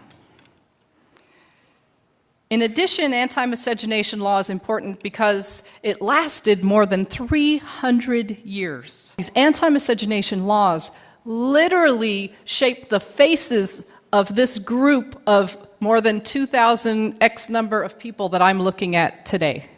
The Maryland legislature sought to correct for the encouragement of marriages that they described in that previous law of 1664 as, quote, a disgrace, unquote, to the British people, as an indication that the, quote, British or freeborn woman must be forgetful of her status as free, end quote. So they passed the law of 1681. And in this law, it made it illegal for British and other white women from marrying a Negro slave. And furthermore, the law punished any landholder who encouraged the marriages and any religious authority who performed it. This law equals the invention of the human category white. Did these group of laborers, some of whom were from Portugal, some from Holland, some from Ireland, Scotland, did they have a little genetic transformation that occurred right after the General Assembly in Maryland met, creating a genetic sludge that we can now call white? Virginia passed its first anti-miscegenation law in 1691. In Virginia, the law prohibited both white men and white women from marrying a person of African descent or a member of a native tribe. But lest I leave you thinking that gender equality was being created in this law, let me quickly dispel that. Studies of antebellum courts reveal that, in fact, anti-miscegenation law was that, at least in the language of the law, prohibited these marriages for white men and white women. But here's what we know from antebellum court cases. We know that plenty of white men married and or engaged in intimate sexual relations with prohibited women. However, very rarely were they brought to court and punished under the anti-miscegenation law. Very rarely. So here, pay attention to this. This law, in its enforcement, is largely focused on controlling the relationality and the sexuality of white women and non-white men. Furthermore, think about the enforcement practices that come out of this particular law. What's the result? Who becomes more available for who? We see a further step in locating patriarchal power squarely among and within white men. We've talked about the law of 1664 and the amendment to that law in 1681.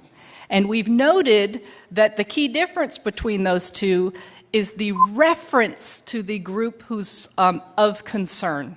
The language has shifted from British and other freeborn to British and other white women in that particular law. So the question becomes, well, what the heck happened between 1664 and 1681? And the answer is Bacon's Rebellion.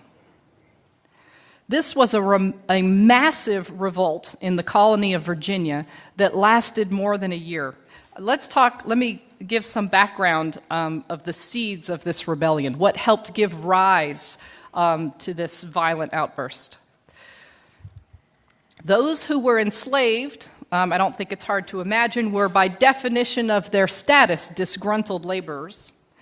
And remember that pool of readily available workers from England who were poor and happily sent off in the guts of ships? Well, they dried up. That population surge ended, and there was no longer a pool of laborers from Britain available to handle the work on the plantations in the colonies. The result is they began to impose harsher punishments on indentured servants who were already here, so that relatively minor infractions would result in significant extensions to their years of service. Those who completed their term of indenture or who were released from their status as enslaved were frustrated. They were frustrated because the King of England gave almost all of the farmable land to his buddies. And even if they could find land to grow tobacco on, prices dropped and taxes went up. So land and other opportunities became much more limited. So this guy, Nathaniel Bacon, the guy pointing his arm, he didn't have to search very far for disgruntled laborers. Both those who were enslaved or indentured faced worse treatment, and those freed faced less ability to make a future for themselves.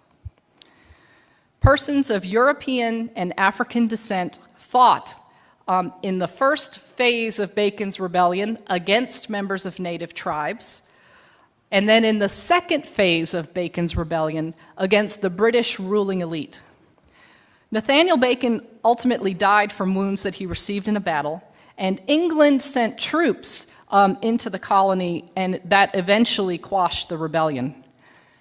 But not without having made a significant impression upon those who wielded authority and were threatened by this rebellion. Remember, this rebellion lasted over a year, and records from lawmakers in Virginia to the Legal Oversight Authority in England revealed that over 30% of the population were in support of the rebellion. Here were the lessons from Bacon's rebellion. A united labor force is a threat to the form of capitalism taking hold within the colonies. Virginia lawmakers wrote letters to the Oversight Authority in London explaining that they intended to pursue a divide and conquer strategy in order to prevent future rebellion. It's only after Bacon's rebellion that we see the emergence of white people as a group of humanity. Let's think about this for a minute. 1681, some lawmakers invent a new label for a group of people. Imagine, if you will, just for a second, for fun here, that I'm a lawmaker, and I just pass a law claiming that 3/4 of you in this room are crunchies. Okay? So 3/4 of you are crunchies, and the other quarter of you are not. Who gives a damn? Who would care? Some silly lawmaker came up with a label for you. It's really unlikely that it would mean much. But let's say I follow it with this. Those who are crunchies, you can pay no more than $25 a night for that hotel. No more. Those who are crunchies are the first to come into any room at this conference and the first to leave. The first in line at the bathroom, at lunch, at any other line that forms, and the first to get to leave. And that these privileges and advantages that come by virtue of this label that I asserted upon you as a lawmaker continues when you walk out these doors. That it shapes how you are treated and what you get to do for years and years to come. Imagine you're one of the crunchies. Imagine how you might start to feel. Wow, I must be special. Imagine you're not a crunchy. Wow, what's wrong with me? This is not fair. Let's return to the divide and conquer strategy. Laborers, prior and through Bacon's Rebellion, were united. They lived the same darn lives. They faced the same opportunities, rights, and privileges once they were freed from enslavement or free from indenture. That's about to change. A slew of laws were passed in the decades after Bacon's Rebellion and continued to get passed into the first quarter of the next century. The first slew of laws included the prohibition of free blacks from holding public office, the prohibition of blacks and native tribal members from marrying whites, the requirement that whites, upon completion of their terms of service, be paid goods including guns and gunpowder, a prohibition of free blacks possessing a weapon. We're going to come back to that. The prohibition of blacks testifying against whites. These laws began to give different meaning to these labels that prior to this moment just referenced where your nation of origin was. Not anymore. I want to return quickly to the law that prohibited free blacks from possessing a weapon. What this law did was essentially strip free black men of their ability to hold patriarchal power. Because look, under the law of coverture, here's how things worked. Men were in control, controlled women, their spouse, controlled their children, and had legal authority to do so, including severe beatings, all financial assets and land. The man had the control. But the exchange was that in exchange for that authority, he protects. That's the trade-off for patriarchal power. Stripped, made impossible by virtue of this law. And then let's look at this law that prohibited blacks from testifying against whites. We will see that throughout U.S. history. Mexicans prohibited from testifying against whites, Chinese prohibited from testifying against whites, and then it just becomes mongrels, the label, to include persons of Japanese descent and the like. So that's a law that we see throughout U.S. history.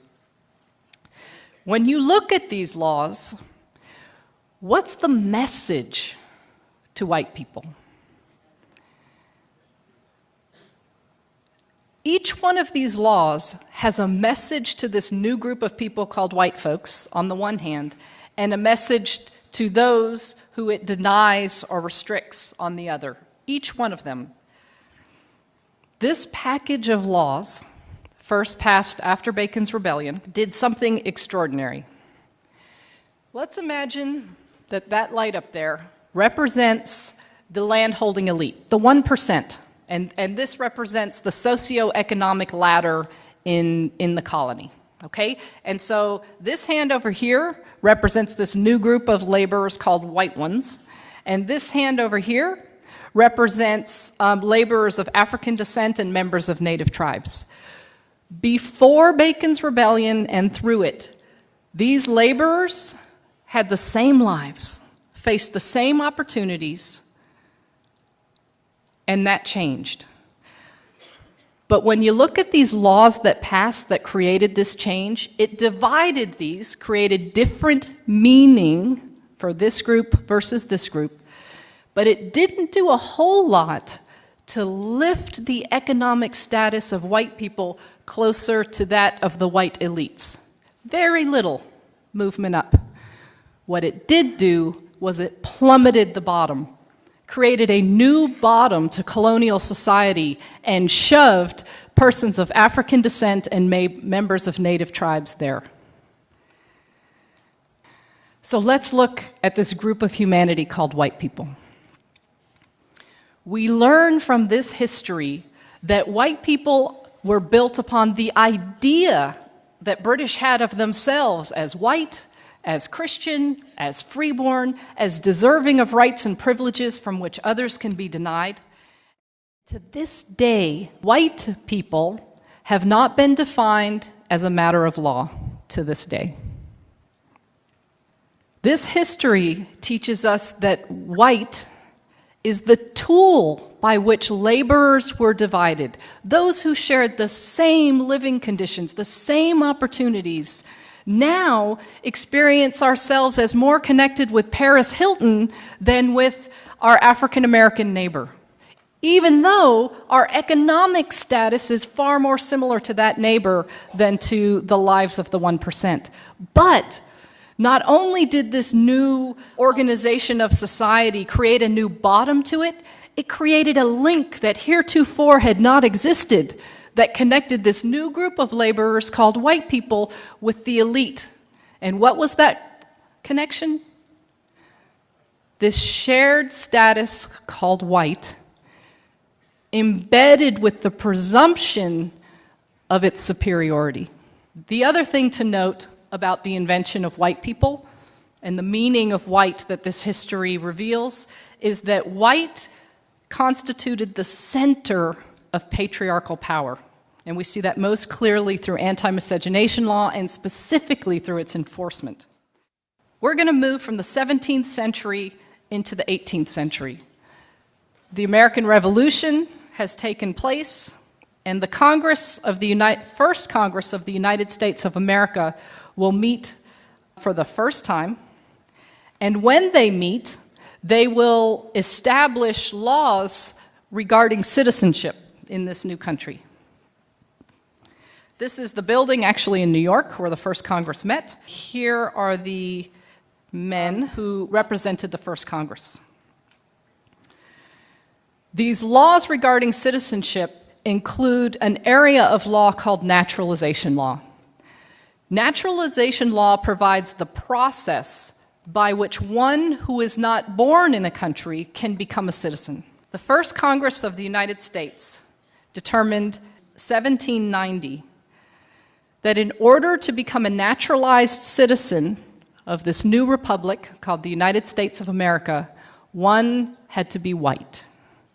This was valid law in the United States until 1952. You had to be white to be a U.S. citizen. 1952. Now, as is often the case, laws impact those who are gendered female differently than those who are gendered male. No less true with the naturalization law. For example, white women who were citizens, if they dared to marry a man who was ineligible for citizenship via the naturalization law, in other words, he wasn't white, she loses her citizenship. These laws work to make white women most available to white men, and frankly, all women available to white men. The requirement of whiteness in naturalization law has had a significant impact on various groups of people who've come to the United States of America. In fact, the naturalization law was a significant piece of evidence used in the Plessy versus Ferguson case in 1896 to determine that U.S. citizenship status and therefore the protections of the constitutions were never intended to be applied to persons of African descent. Naturalization law assured that the masses of Chinese laborers and then Japanese laborers and then various other groups of laborers who came to this country would remain cheap, dependent labor. Why?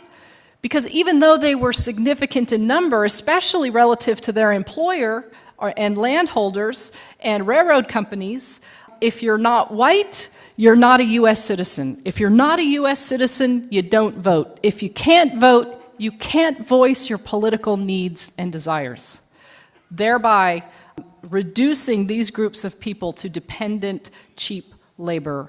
In addition, naturalization law was used to block persons of Chinese and Japanese and Filipinos, and we could go on, various groups. Not only did it result in them getting paid less for doing the same job, but all kinds of taxes got imposed upon them. So there was a foreign wage tax. Various laws were passed that blocked them from being able to work in the public sector, blocked them from being able to hold a managerial position. And then, of course, alien land laws were passed. These were laws that made it illegal for those ineligible for naturalization, i.e. not white people, made it illegal for them to own property. And so what's the result of these laws for white people, right? Because we're real good about seeing the harm that these laws cause for certain groups. But let's get the flip side of that coin. When I make land, when I make a whole group of people ineligible to purchase land, it makes more land available and cheaper for me, for white people. When you're the lowest paid worker and prohibited from moving up as a matter of law, then those positions that get paid more, that are more desirable, are more available to white people. So we see just from this one law, and I could spend another hour with you at least going through these combinations of law, naturalization law, anti-miscegenation law, and immigration policy, all that combined in these ways to continue to advantage, to give economic value, symbolic value to white people, to give us the unearned advantages that we continue to receive today. I have a favor to ask. Would y'all close your eyes for a moment? Let's close your eyes.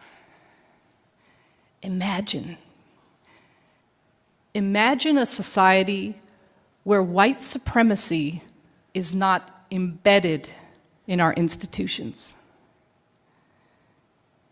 Sit with it. Think of the prison complex. Think of our education system. Think of church on Sunday, synagogue on Saturday, temple, mosque.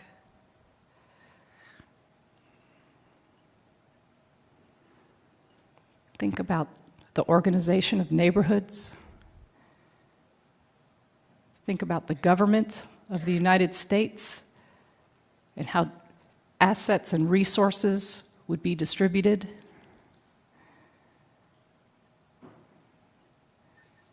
Looks pretty different, doesn't it?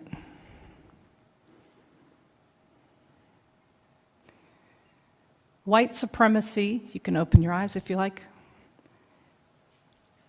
is institutionally embedded in the United States of America as a matter of foundational law. So what do? Whatever image you had of an institution, an example, a relationship that was free of institutionalized and personally held onto white supremacy, hold that. Hold on to it. It's a glimpse, it's a tool to tell us where we need to go, where we can go. It offers hope.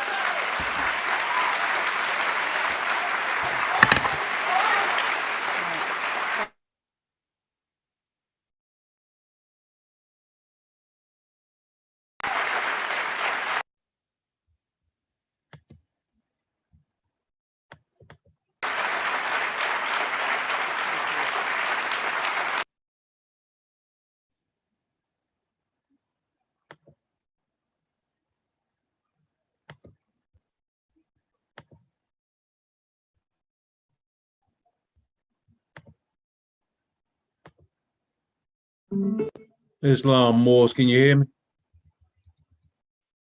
Islam, we can hear you well. Islam, gratitude. So, we're gonna open the floor up. I know this woman got some death threats on her. I know it. I know she do. The question on the floor: did they, the European elite plantation owners, label you Negro, Black, and colored because they hated you or because they needed a perpetual cash cow? So we're gonna open up the floor to our counsel general first. You there, doctor? Islam. Uh, Woo-wee. Islam, Islam, Islam. And rising once again and giving praise to Almighty God Allah and giving, man, the highest honor to our Prophet Noble Drew Ali, El Sharif Abdul Ali, and giving honor to our theocratic government once again and all our officials of Moorish America, our theocratic government, giving honor once again to our children, once again to our people all over the planet Earth for being indigenous to this Earth, this planet, the universe, really. I want to give honor to where honor is due. I want to give honor to this sister here for the attempt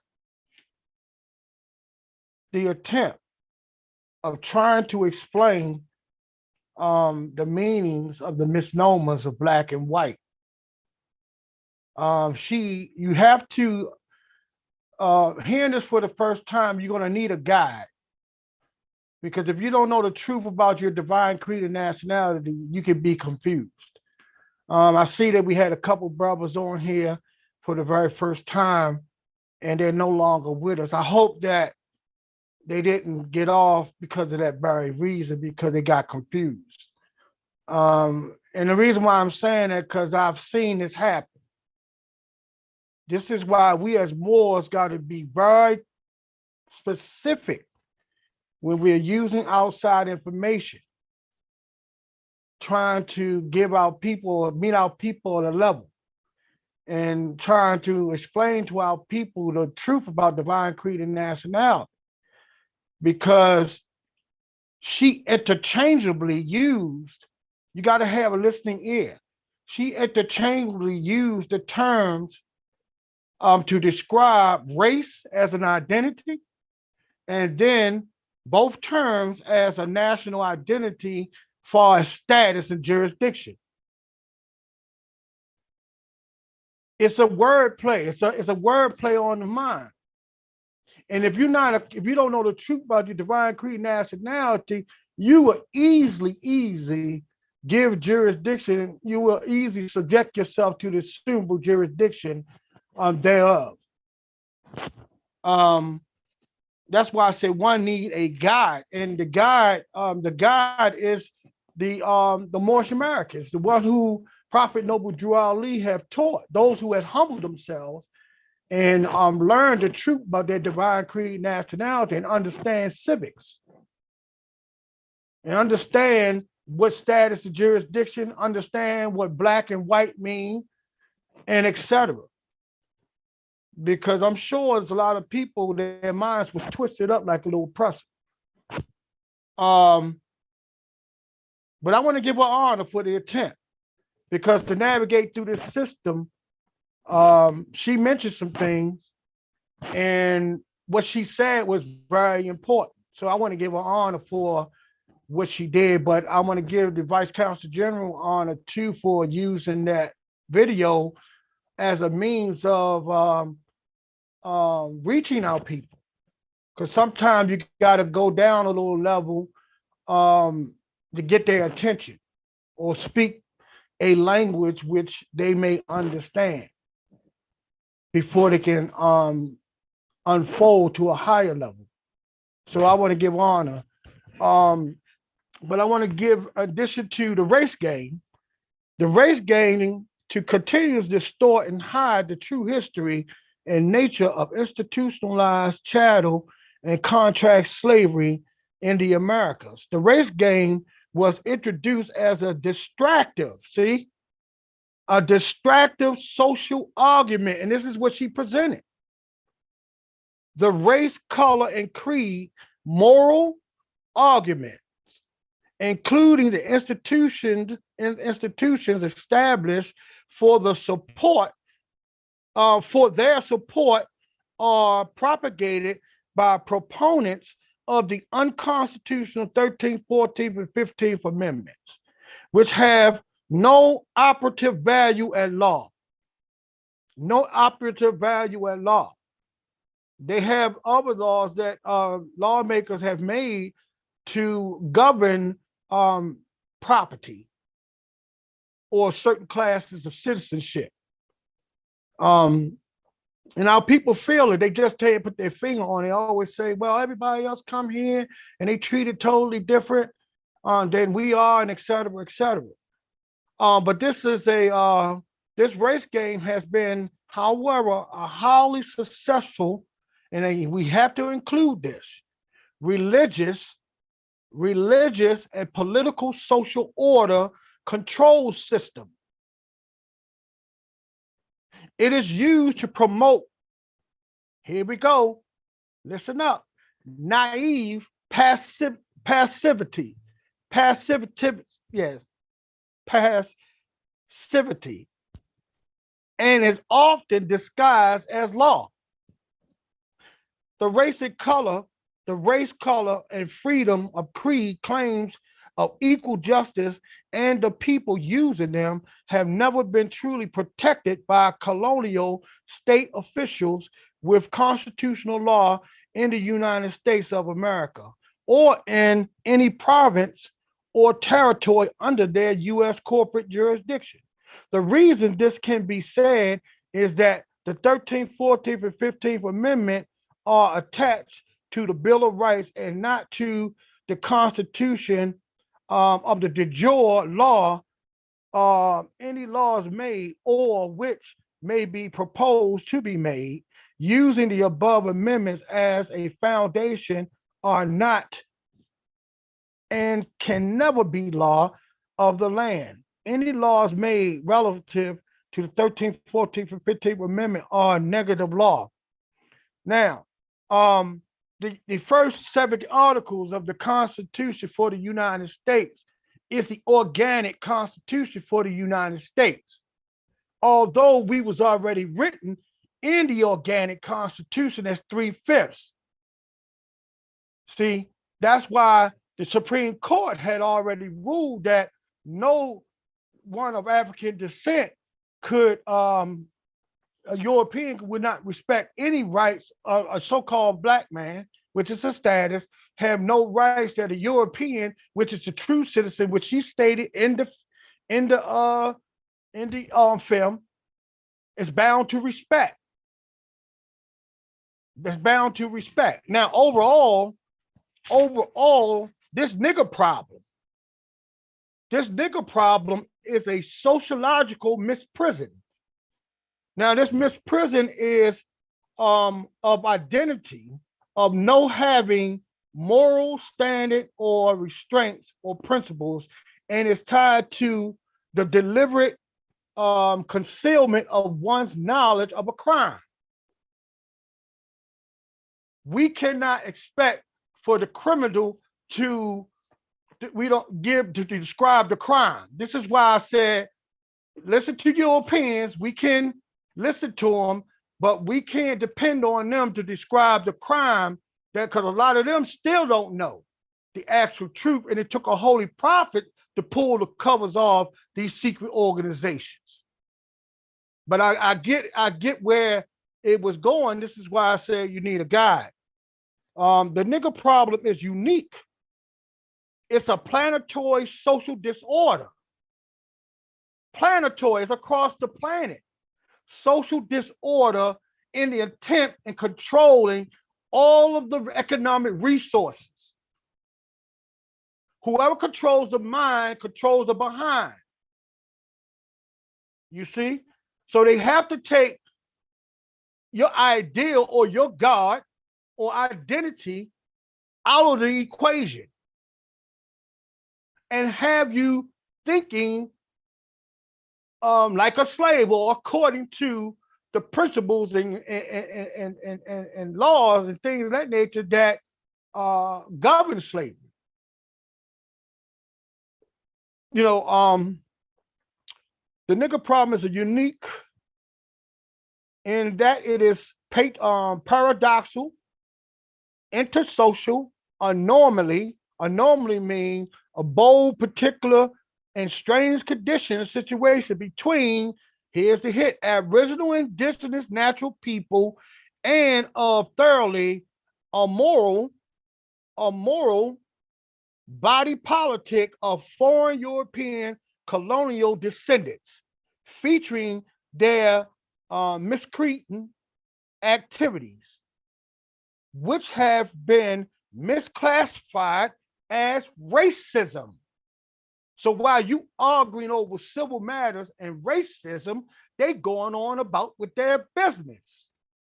And you are caught up in emotionalism. They pay that no mind. They pay that no mind because this is what allows them to continue to practice that assumed jurisdiction that they assume to have over you because you give jurisdiction to them for the lack of knowledge of self. Because you try to make a trying to give a reality to a misnomer or to a false status on identity, which is governed by slave laws. So as a result of that, if they give you a mind pacifier or a privilege, you satisfied.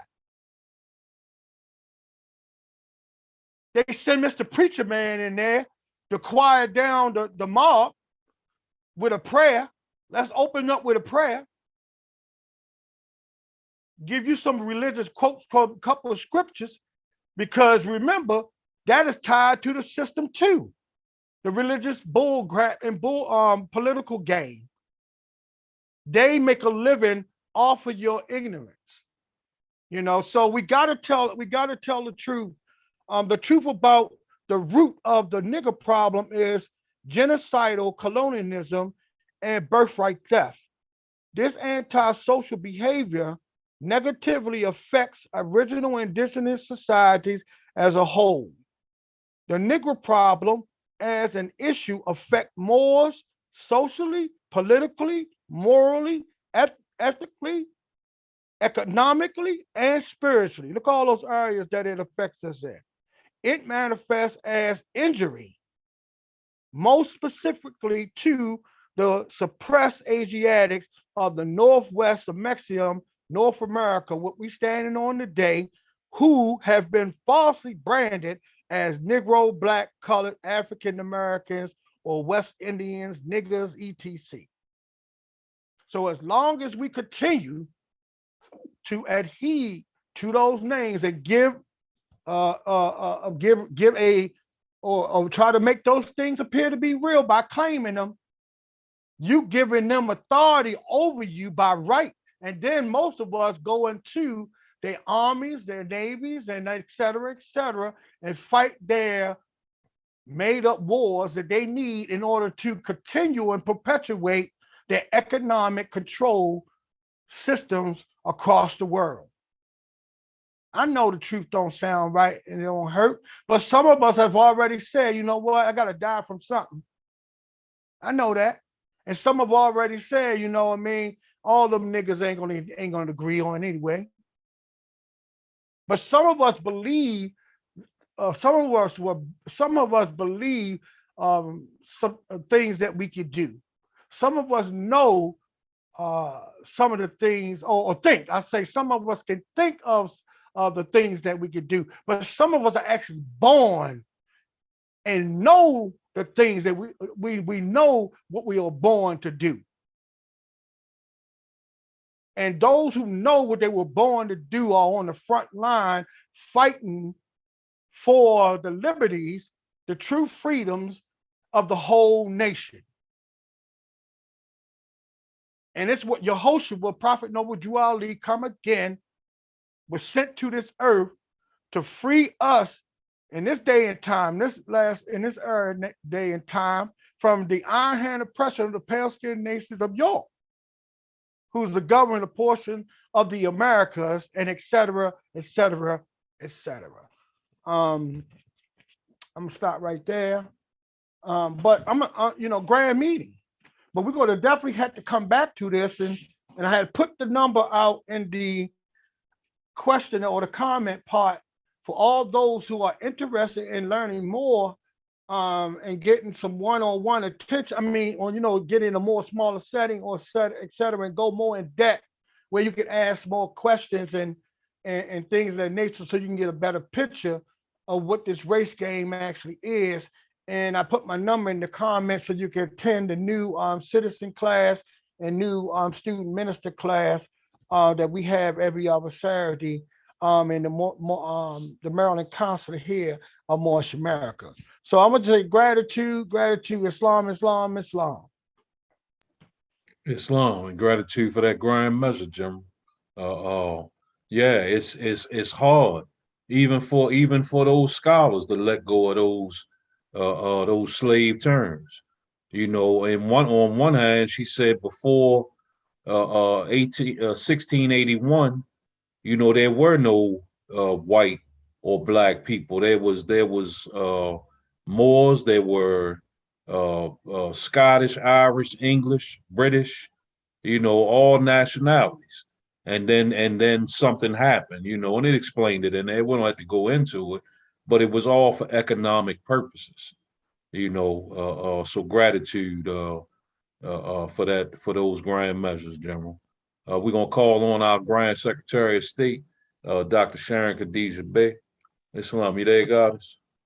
Islam, grand class, grand measures that's been presented before.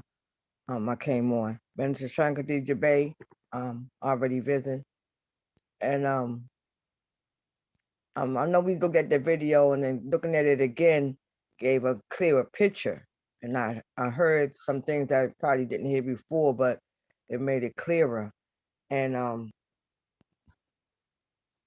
it appears like they got things going on, but for real, we knows whom's and whom's we are. We know that we're Moorish Americans, and we know that we have to take our rightful place in the affairs of men.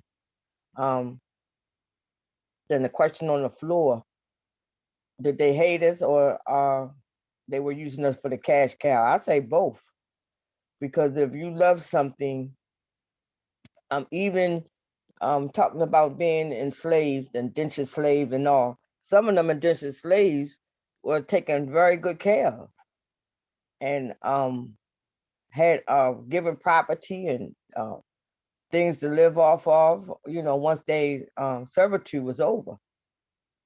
And was it the cash cow? Sure, because the Willie Lynch letter told us that. So I would say yes to the question, because if you love something, you will let it live its natural life, you know. And we are what our forefathers were, without a doubt or contradiction. So we was, if we're Moorish Americans today, we were Moorish Americans 10,000 years ago. So it's always good to know, like the first question in the questionnaire, who made you? It's always good to keep that up front. And Allah didn't make a black man. Allah didn't make a Negro. Allah didn't make African American. It tells us in our Holy Quran, and it asks us the questions: what is your nationality? Moorish American. What is his nationality? Moorish Americans. And why are we Moorish Americans? We are descendants from Moroccan and born in America. So we know who we are. And the 160 million whose laws was hitting the head and lost their identity, that's why we're here, to be out front, to show the possibilities of man, and show them that they are somebody. It's like all the other ethnic groups, they are somebody. So we had to keep doing what we're doing, putting it out on the airways, being out on the front line, and keep, you know, the knowledge out front and the profit out front. So grand class as always, and Moors, keep up the good work. Islam and peace. Islam, and gratitude for that grand measure, Goddess. You know, always straight to the point. Gratitude and honors to you for that. We're gonna open up the floor to the Moors on the panel. Question: did they, the European elite plantation owners, label you Negro, Black, and colored because they hated you, or because they needed a perpetual cash cow. And we got the Mighty Moose's hand up, and also the Deputy Counsel General Ali L's hand up. And before you demonstrate Mighty Musa, the general had said something about the Moors that was on here that left off. They didn't leave off because they was confused. They left off because the Super Bowl was coming on. So that's what that was, you know. We I just forgot can't. about I forgot about that one. Yeah, Islam back to you. we just can't stop playing with that swine, whether we eat it or we play it with that basketball or football. So you know, so that's probably what that was. So come on, we got the Mighty Musa, Minister Anwar, and Minister Freeman up. Islamism. Praise given to the great God of law, the Holy Prophet Noble Drew Ali, forerunner Marcus Messiah Garvey, the theocratic government, our Maryland consulate, our Moorish Ken, everything that is Moorish, all of the youth yet born. I am Dr. Saraya Rihun Musa Pretabulu Bey, Divine Minister, Deputy Counsel General of the Maryland Consulate. Question on the floor. Would you read it again, please, sir? Islam, did they, the European elite plantation owners, label you Negro, Black, and colored because they hated you or because they needed a perpetual cash cow? Our ancestors who participated in that, I think it was a lot of the latter and a little bit of the former. I think it was primarily an economic situation. They needed the cash cow. I do think there were some rumblings as far as hatreds about people being different, but primarily they were living amongst each other and they were in the same status. So I don't think it was much hatred as long as, you know, they were using each other to get along, going along to get along. Those that were in the same financial boat. But when this Bacon's Rebellion took place and then the subsequent laws that follow behind it, as we get to the color of the law, when the white laborer status, which really didn't change, but the supposed so-called black laborer's status plummeted. And now this white laborer, actually so-called white, connect himself to the elite because they were so-called white too. So now there's a lineage between us for a link that wasn't there before. And now we all can look down on that so-called black laborer because he's beneath us in every status, form, or fashion. And now we're actually forming, and we don't even want to merge with them. Marriage, merge, marriage, merge. So we don't even want to be with them. So the separation, the gap is starting to be more of a widening gap. So from that perspective, you know, I think the hate was manifesting itself in that. But primarily, you have created. See, the other thing is you gave these white laborers crumbs and made them think that they were not still laborers, but they still were doing the same labor, still working for the same plantation. So the only thing that has changed is their mindset. Even as they're digging, at least I ain't no black. At least I ain't no, now they're calling us nigger. You know, woohoo. But you are still swinging the same pick, same axe, same shovel. For those elite, it allowed them a way to exponentially grow their wealth without putting in a drop of labor. You know, so you are literally getting your work for free or next to nothing, and your wealth is increasing twofold, threefold, tenfold.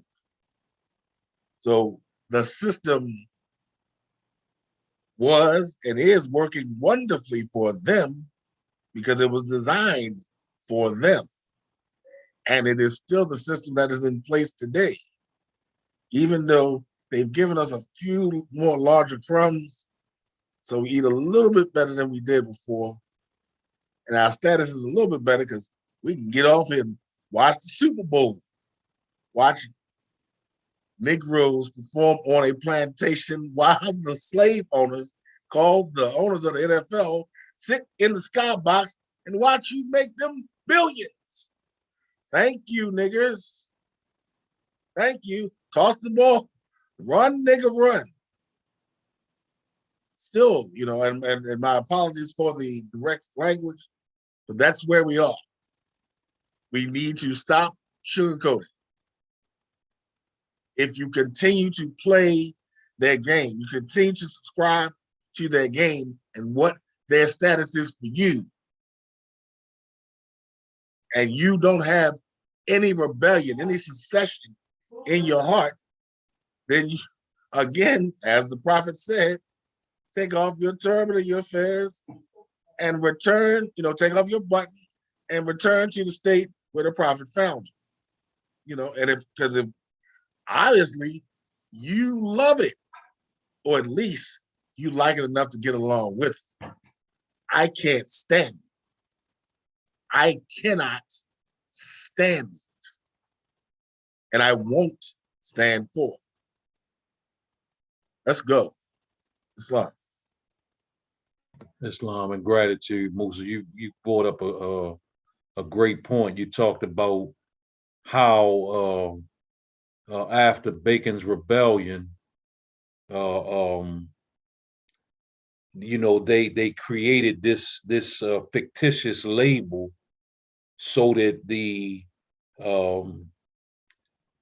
European indentured servants and slaves would feel some kind of bond with the elite plantation owners, the landowners, but they did not have the they didn't go to the country clubs with them. They didn't have the mansions, the plantations, the economic power. They didn't have any of that. And like you said, when that happened, the status of the Moor dropped down to the bottom. But the status of the so-called new white laborer didn't go anywhere. But something did happen to them. They got a few more privileges, like you talked about. So they didn't have to work as long. They didn't have to work as hard. They probably got better food, better clothing. You know, their children may have been allowed to get educated, learn how to read, that kind of thing. But what the video didn't talk about was at that time, 1681, around that time, the only ones that were truly classified or newly classified as white was British indentured servants. They still looked at Irish, Scottish, German, Italian, Spanish. They still looked at them as niggas. And they still, they weren't a part of the white race. You know, at that time, over the years they have been allowed to come in, just like now the powers that be are allowing the Arabs to come into the quote unquote white race, and the Asians to come into the quote unquote white race. Now they do that for this reason. If you got 10 people who want to control all of the wealth, power, and resources, and they got 1,000 people in front of them, they can't subjugate all 1,000 people. Now, out of that 1,000, you got 10 groups of 10 groups of different ethnicities out of that 1,000, right? So 100 in each group, right? Those 10 elite aren't powerful enough to subjugate all of those groups. So what they do is they pick one, right? And then the other 9 groups, they whisper in their ear, come on our side, because those niggas over there ain't shit. Excuse my French, right? This is how they do it, the divide and conquer, right? So, and the people most of the time are just so glad to get something that they don't even remember that, guess what, I ain't even being treated no better than this person, but now I'm on the quote unquote white team. You know, I don't have to worry about certain things as much anymore. So this is how they do it, and they do it today with our people. They give us a little job. They give us this. They let us be a manager or a professor or this, that, and the other, and then they know in return that we gonna turn a blind eye. You know, and we know that when we are in that position as a manager, we ain't getting treated as good as that good old boy, right? And the good old boy don't have the education and the experience that we have. All right, that is their whole game of racism, supremacy, all that kind of stuff. So grand message. Now I got Minister Anwar and Minister Freeman. Morris, take 7 minutes apiece. We already over time. Let's limit it to 7. Islam. Get your point out, Mo. Yeah, I'm gonna be brief. I've talked about it before. The essence of this illusion, you know, and it starts with the birth certificate. Just because I asked you once before about the birth certificate, how much? Listen, and I did a little research. It says each U.S. certificate of live birth is supposedly worth anywhere from $700,000 to $1 million. Let's take a look at the birth certificate. At the bottom, it reads American Bank Note Company. Notice on your birth certificate, your name is written in all caps. And basically what they mean, when you're born, they send that birth certificate to the Bureau of Commerce over in Washington, D.C., and they put it on the stock market. And all the dividends that come from that birth certificate belongs to you. But the state is carrying all of that money. And I just want to read a couple of things here. This book right here says, The UCC Connection, How to Free Yourself from Legal Tyranny. And it says, taking your birth certificate to court. The court will only want to charge some bogus bonds to your federal account. Your federal account. And they need your bond or permission to do so, to do the discharge. Otherwise, you must pay a fine and go to jail. But they neglect to tell you that your birth certificate is a bond. And the birth certificate is proof that we are beneficiaries and not the trustees of our straw man trust account. The state is the trustee. One more. Everything included crime and taxes is already prepaid through the birth certificate bond. In every case so far, the charges were settled and they let the fella go without a record of crime by surrendering the birth certificate. And I've read that because I'm telling you, they've been making billions of dollars off of our birth certificate. We are the beneficiary. So when we turn our birth certificate in, all that money that was gathered during the time since we was born, it belongs to us. It's gratitude, Mo. It is literally a game of smoke and mirrors going on. Smoke and mirrors. Back in the 70s, and see, Anwar understand this because he was born in probably 1971. But back in the 70s, there was a time, I can't remember when exactly, but at a certain time, the federal government mandated that car manufacturers had to put seat belts on every seat. All right. Now, people think they did that because they were concerned with death, right? They wanted to make sure that everybody was, excuse me, people think they did that because they were concerned with safety, right? No. They weren't concerned with safety. Whenever a chattel citizen dies, the trading of that American bond note stops, right? And see the United States of America, because of their bankruptcy, right? The only collateral that they have are the chattel citizens. They don't own their own ports.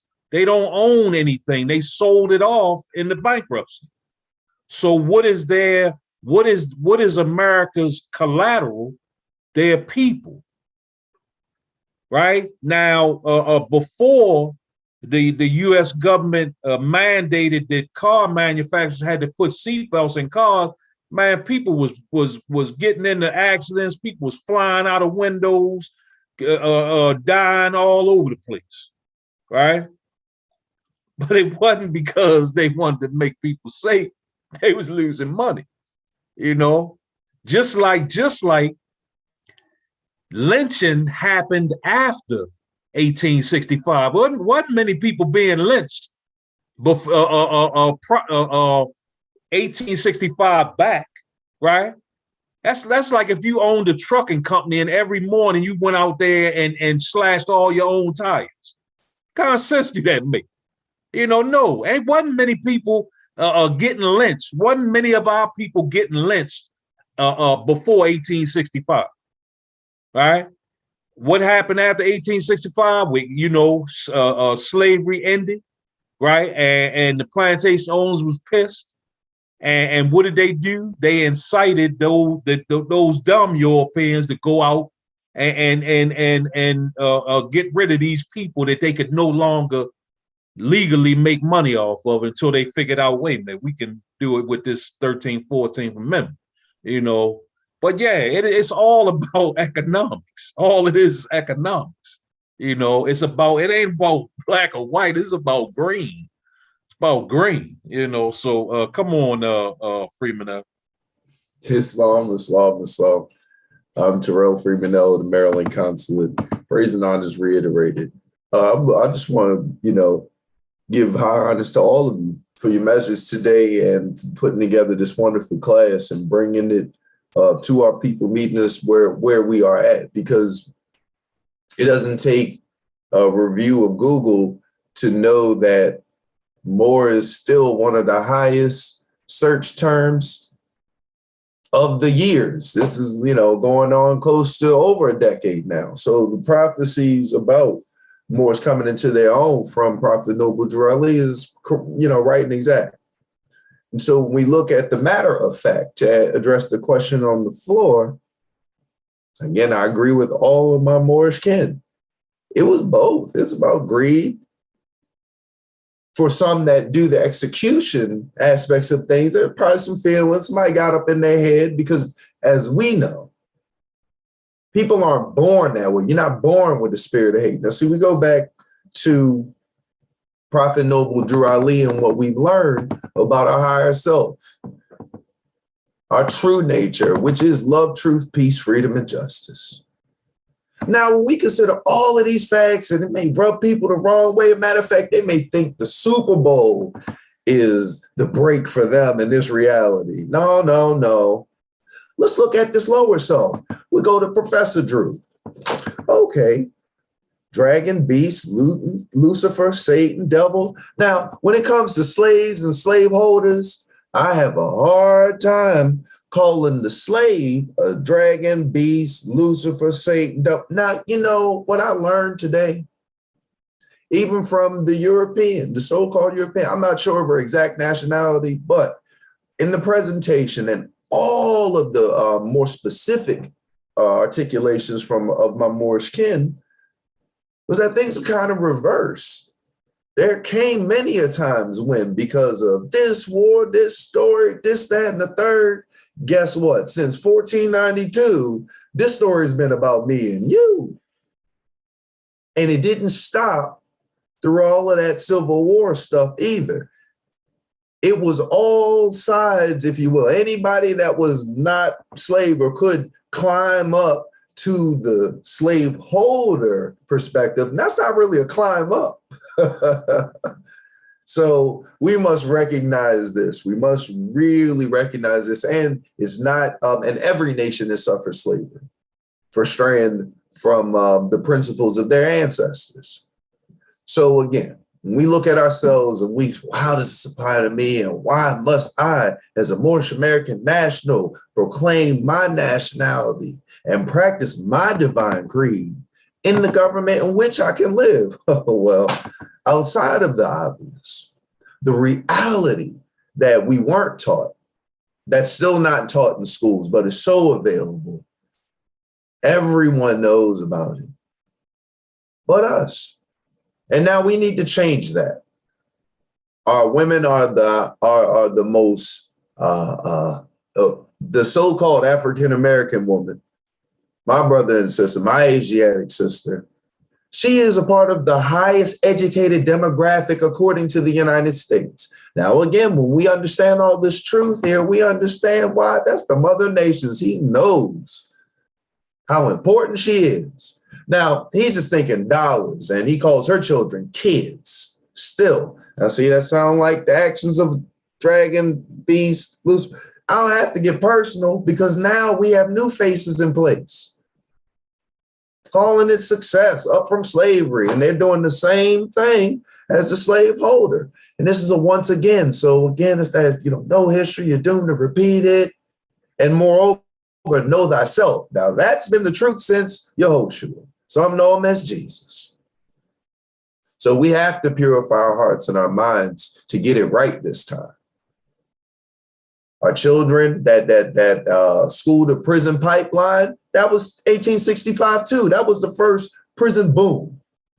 So it's always been about economics, greed, and so forth and so on. Monies of different currencies, but the fact of the matter is about you and me and the reality that we're not of divinity, that we're not, no, we can't do that. But that's up for us now to proclaim, keep the love out front, and keep taking our understanding to a higher tone so that we can manifest something from all of this stress, all these things our ancestors went through to get to me and you.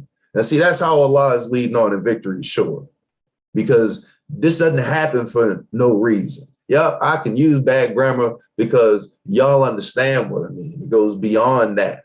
It's the spirit that we're talking about. So let's continue to work this spirit, know ourselves, and be ourselves to get it right this time. And, gratitude for this grand class, Mighty Moors. Islam.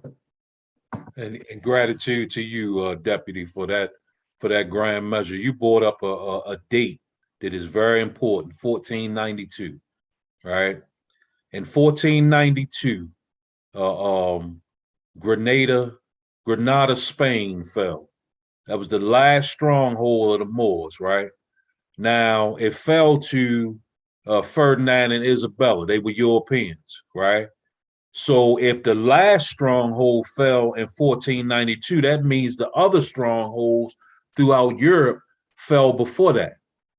Now, who was put into power in those Moorish governments when those strongholds fell?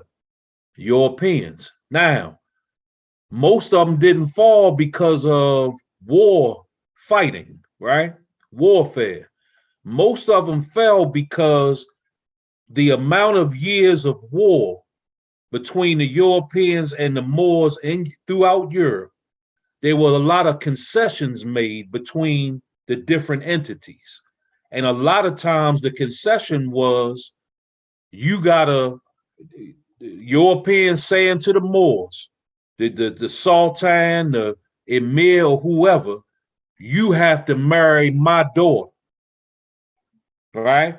My daughter has to marry your son, the prince, right? So what does that do? What that does is the prince is going to go into his princess and create children that are European, right? So let's look at this. The sister in the video talked about at a certain time in Europe, 1700s, there was a population boom in Europe. Now, she said that they can't really figure out why that happened because there was no resources in Europe. People were starving and everything else, right? But I know why it happened, right? See, we just went through a pandemic where resources were stretched and everything else, right? But in 9 months from the time when most people was locked up in their houses, 9 months from then, there's going to be a whole lot of babies being born, right? See, because when people don't have anything else to do, they always going to do that. Because that's always going to make you feel a little bit better than what's happening around you, right? So they gonna get with their husband, their wife, and children are going to be born. So the sister talked about how there was a population boom, and all of these British citizens, there weren't enough jobs and resources for them to sustain their lives. So they were on the public rolls, basically on welfare. So the king thought, okay, let's send them over here and work them, right? And make them sign a contract, this, that, and the other. When they're done, this, that, and the other, right? Now, they said at a certain time, she said at a certain time that labor force dried up, right? Now, here's where the prophet comes in. Prophet told us right here in one of his prophecies, right here. Prophet said the Europeans, right? Now, who are the Europeans? We talking about the British right now, right? Went to the Moroccan government. Now, we talking about late 1600s, early 1700s.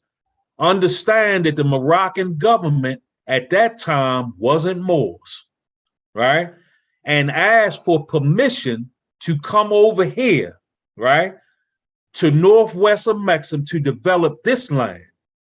They were given a 50-year mandate to do so. Then the Europeans went to an old sheik, right? Right? He wasn't that old, though. He wasn't of the old lineage, but they went to an old sheik and asked him to give them some people to help them develop this land. The sheik told them, take those Moors, us over here, because they are not going to do anything.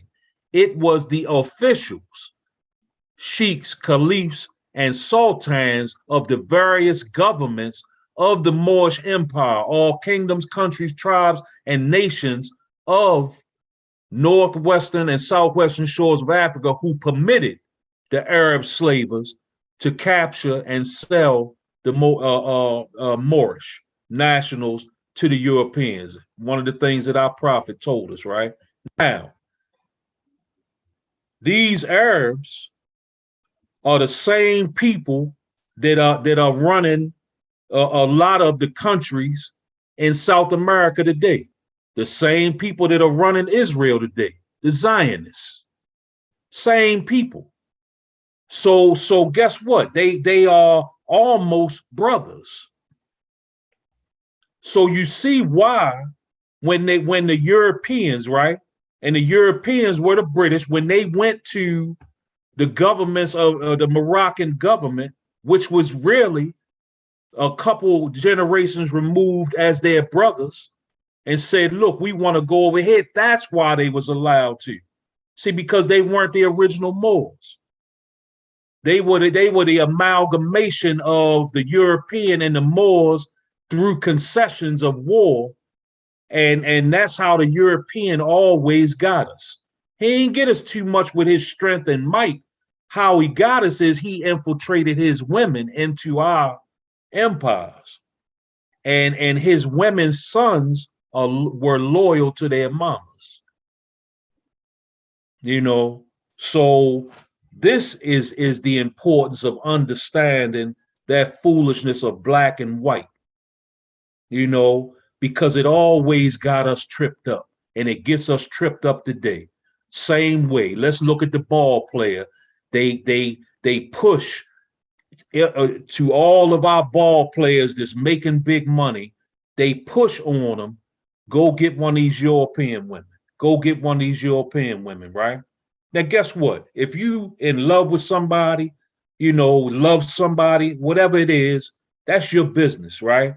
But why is it that the overwhelming majority of times when our men become successful, where they making big money, why do they always choose to go with European women, right? Because it's pushed on them, right? Now it's pushed on them, they accept it, and then we notice something's going to happen where it's not going to last for long, and all of the billions and millions that they make, who does that go back to when they separate? It goes back to Europe, right? So they still doing it. They still doing it.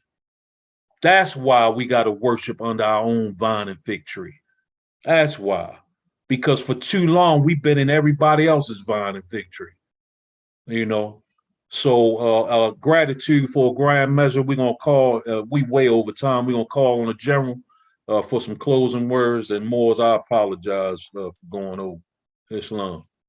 Islam, that's what the spirit do. Islam. And when you on that spirit plane, boy, time don't even, you know, even not even a factor. But if I'm going to close with this reading, if you are one who says you are part of the struggle, it would be of great benefit to know what the struggle is. Many think it is racism or the black and white game placed before us to divert the attention from the truth of the conquest, from the squatters who are on the land, the false claim of ownership of the land, and the theft of birthrights, which are derived at birth and cannot be abridged unless we, the people, the Moorish, allow it. By not standing for our unalienable rights of birth. It is of negative consequences that this occurs because we have an obvious lack of knowledge regarding ourselves, our birthright, our rights of birth, and the power and force held within them. Once you begin to stand, the fight will unveil itself as to what it really is. I bear witness to that. At this point, however, it is escalated to the spiritual war of which we must prepare our vessels, our body. We must consume thoughts and food correctly to open our chakras before we can even be in the ranks and receive any assistance from the ancestral spirit. We have been misled and mistaught by others. We have been misfed, intended falsehoods, fiending, and education. So it's not strange that they feed you all this artificial for a reason. Man-made foods and false information. And, you know, what you put into the body, it makes your will sluggish. You can't even be consistent. One day you will, the next day you will not. One day you're Moorish American, the next minute you're a Negro, you know, et cetera, et cetera. So it's all about party time. You know, that's all we do, like to party, like to dance, sing and shout. You know, I mean, I'm not making mockery about people because we're some talented people, you know, But for the most part, you know, they capitalize off these things. And they know what to feed, they know how a Negro think. They know how a Black man think, an African American think. Matter of fact, we conscious Moorish Americans know how these labels and our people think, because why? Because we once were them. But we must stand and strive and continue to fight. Islam, gratitude. Islam, General, and gratitude for that grand measure. Before we close out, you talked about the squatters, didn't you, General? Islam. I just want to read. I looked up the etymology of the word colony. Right. One of the parts of it says, in reference to modern situations, a colony is a company or body of people who migrate from their native country to cultivate and inhabit a new place while remaining subject to the mother country. That's what they did. They squatted. You know. Man. Ooh. If it's okay, General, we just gonna close out with the Asiatic Covenant. Gratitude. Islam.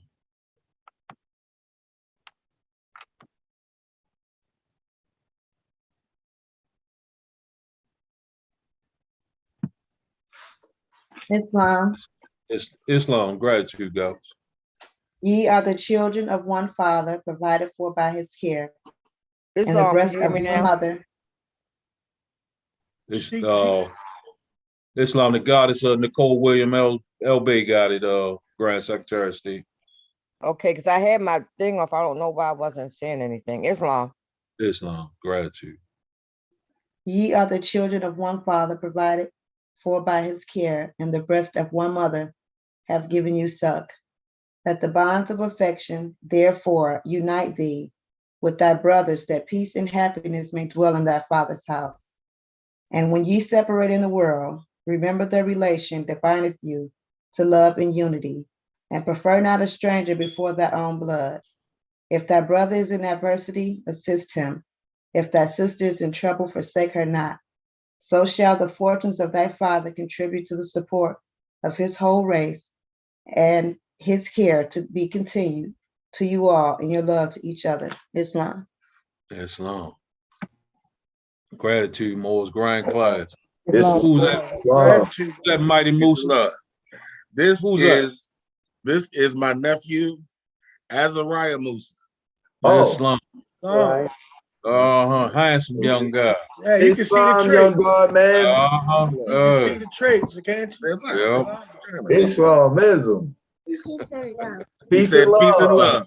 Islam. Peace and love, Peace and Mo. love, God, man. Peace Long and live love. Moorish America and Long Moorish live America. North America. Islam. This is Islam. why I've been blanking out so much. I've been taking care of Praise Allah.